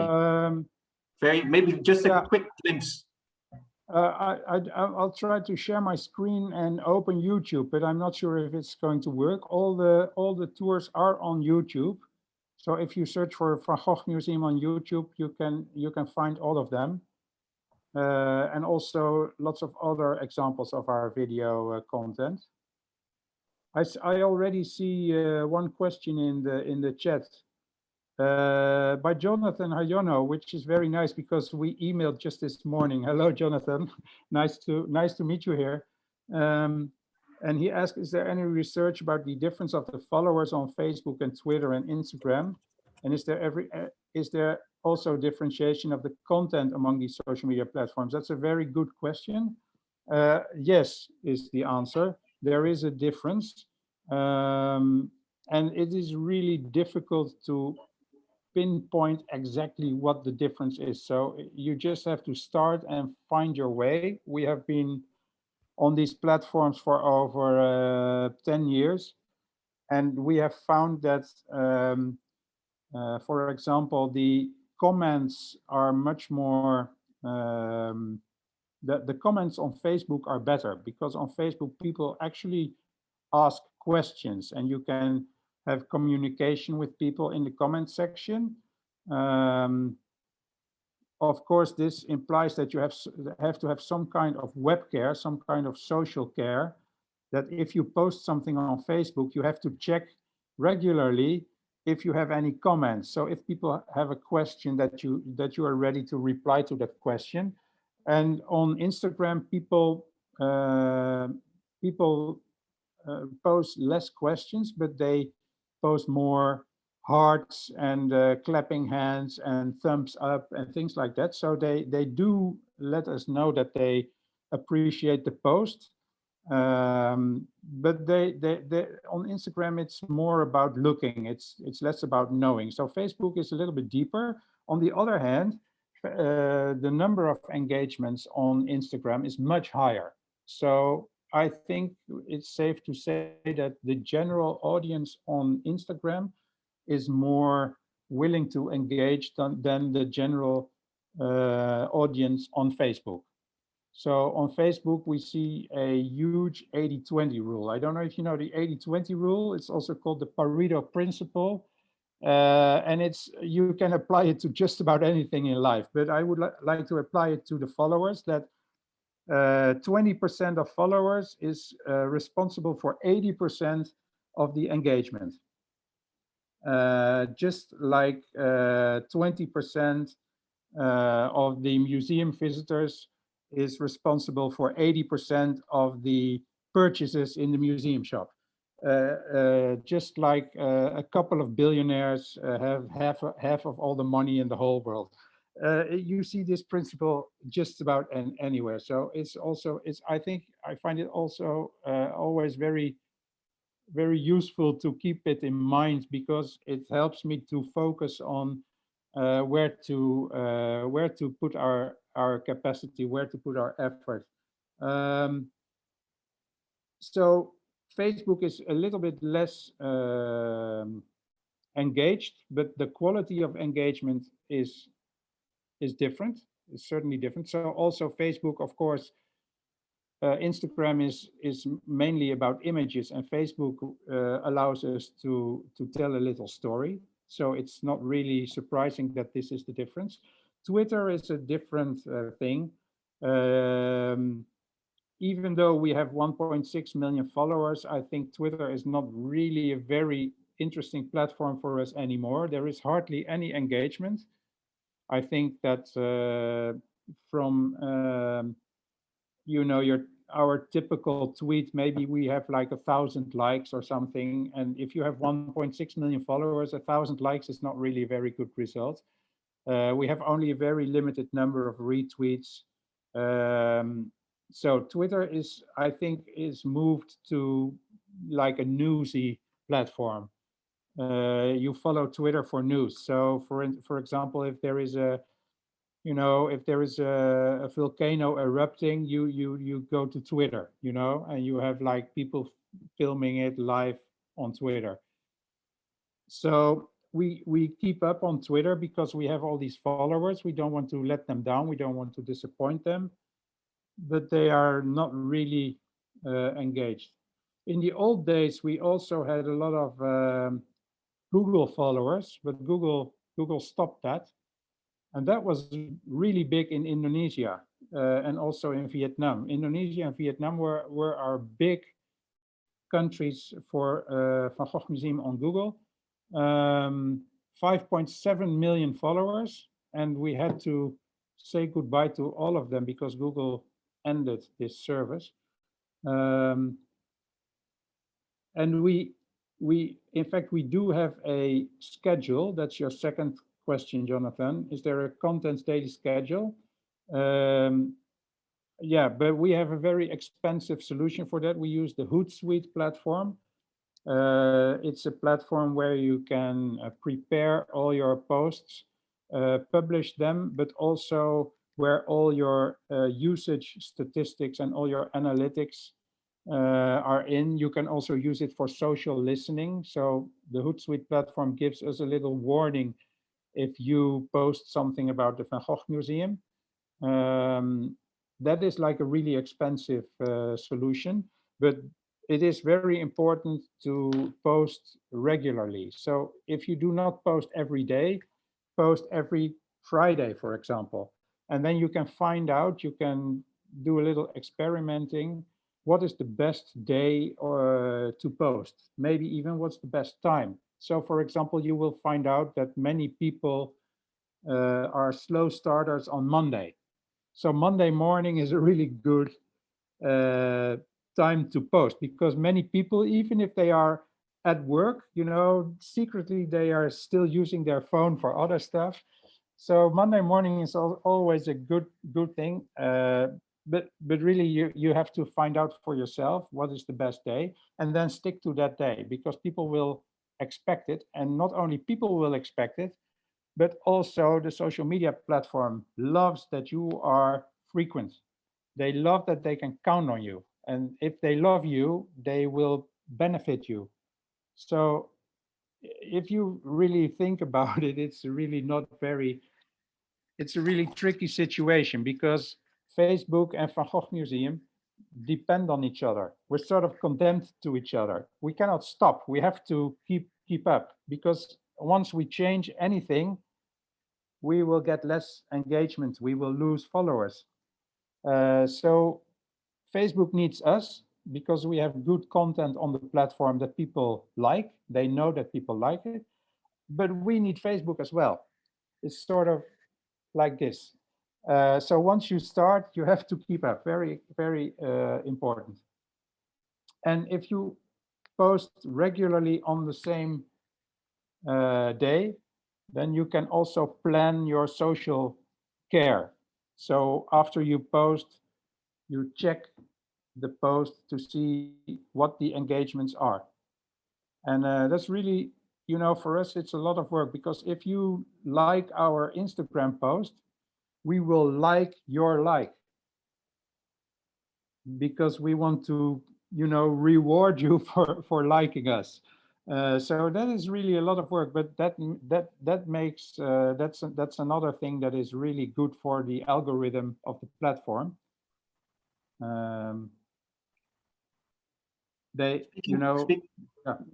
Martijn, maybe speaking because we have about 5 more minutes of Q&A. Okay, so maybe speaking of a lot of work, we got in a question from Karina who says, are you planning to hire extra people in your team to keep developing the online tours and events in the future? Yeah, so the team is, we have 2 web managers. We have 2 social media managers. We have a video producer who makes all the video. We have a designer who also works for lots of other things that not just for digital. We have an email marketer who is focusing on email. Email, of course, is also a very interesting platform. I didn't get to include that in the presentation, but an email newsletter from the museum is very interesting. I think you should have an email newsletter, very engaging. Yeah, that's the team and me. So Van Gogh Museum can afford, with all these followers and so many visitors, to have a big team. I realize, of course, that's not the same for every museum. But what can be the same for every museum is that even if you do much less than we do what you do as good as you can, and focus on those things, and not do several things not so good. I see a question from Mumita. Yeah, I think it unfortunately will be the last question because we really need to round up. But yeah, glad you got to see it. Rules and regulations from your museum to control comments on social media, such as hate speech or anything unethical. We use social listening, so we try to stay alert, and sometimes this happens, unfortunately, where we are being confronted with racism, for example, or sexism. And most of the time we try to see where it is going. If it is contained, if it is just, for example, 1, 2, 3 people who are tweeting, we will check them out. We will see, they only have 100 followers, so that message is contained. And then we will not respond, we will not reply, we will not do anything, because by doing it with 1.6 million followers, we make it very visible. So we only respond, we only react when it is really big. So 2 years ago, for example, there was a pressure group that wanted to stop the museum working together with the big oil company. And they protested in the museum. And this became quite big, so we had to respond on that. Fortunately, we have a press officer in the museum who is our spokesperson, and then we come up with a solution together with them. And in this case, the last thing I'd like to say is that you are not responsible for the hate that is posted by other people, and you should not make it your responsibility. People are responsible for their own actions. So if anyone is posting hate speech, it is really not your problem. And you make it your problem once you start communicating. So you have to check carefully if you want to communicate. Sometimes it's better to just leave it alone. Thank you. Thank you very much, Martijn. And I think that brings us, with these inspiring words, to the end of the first day of this visitors program, digital visitors program. I hope everybody enjoyed it, had a very productive and informative day. Thank you all for participating, for your questions, your interaction, and of course to all the speakers and their beautiful presentations. For some of you, tomorrow there will be still part of the program going on, but this is all separately, most of it. So please enjoy the rest of your day or evening or morning, wherever you are, and see you tomorrow. Bye, guys.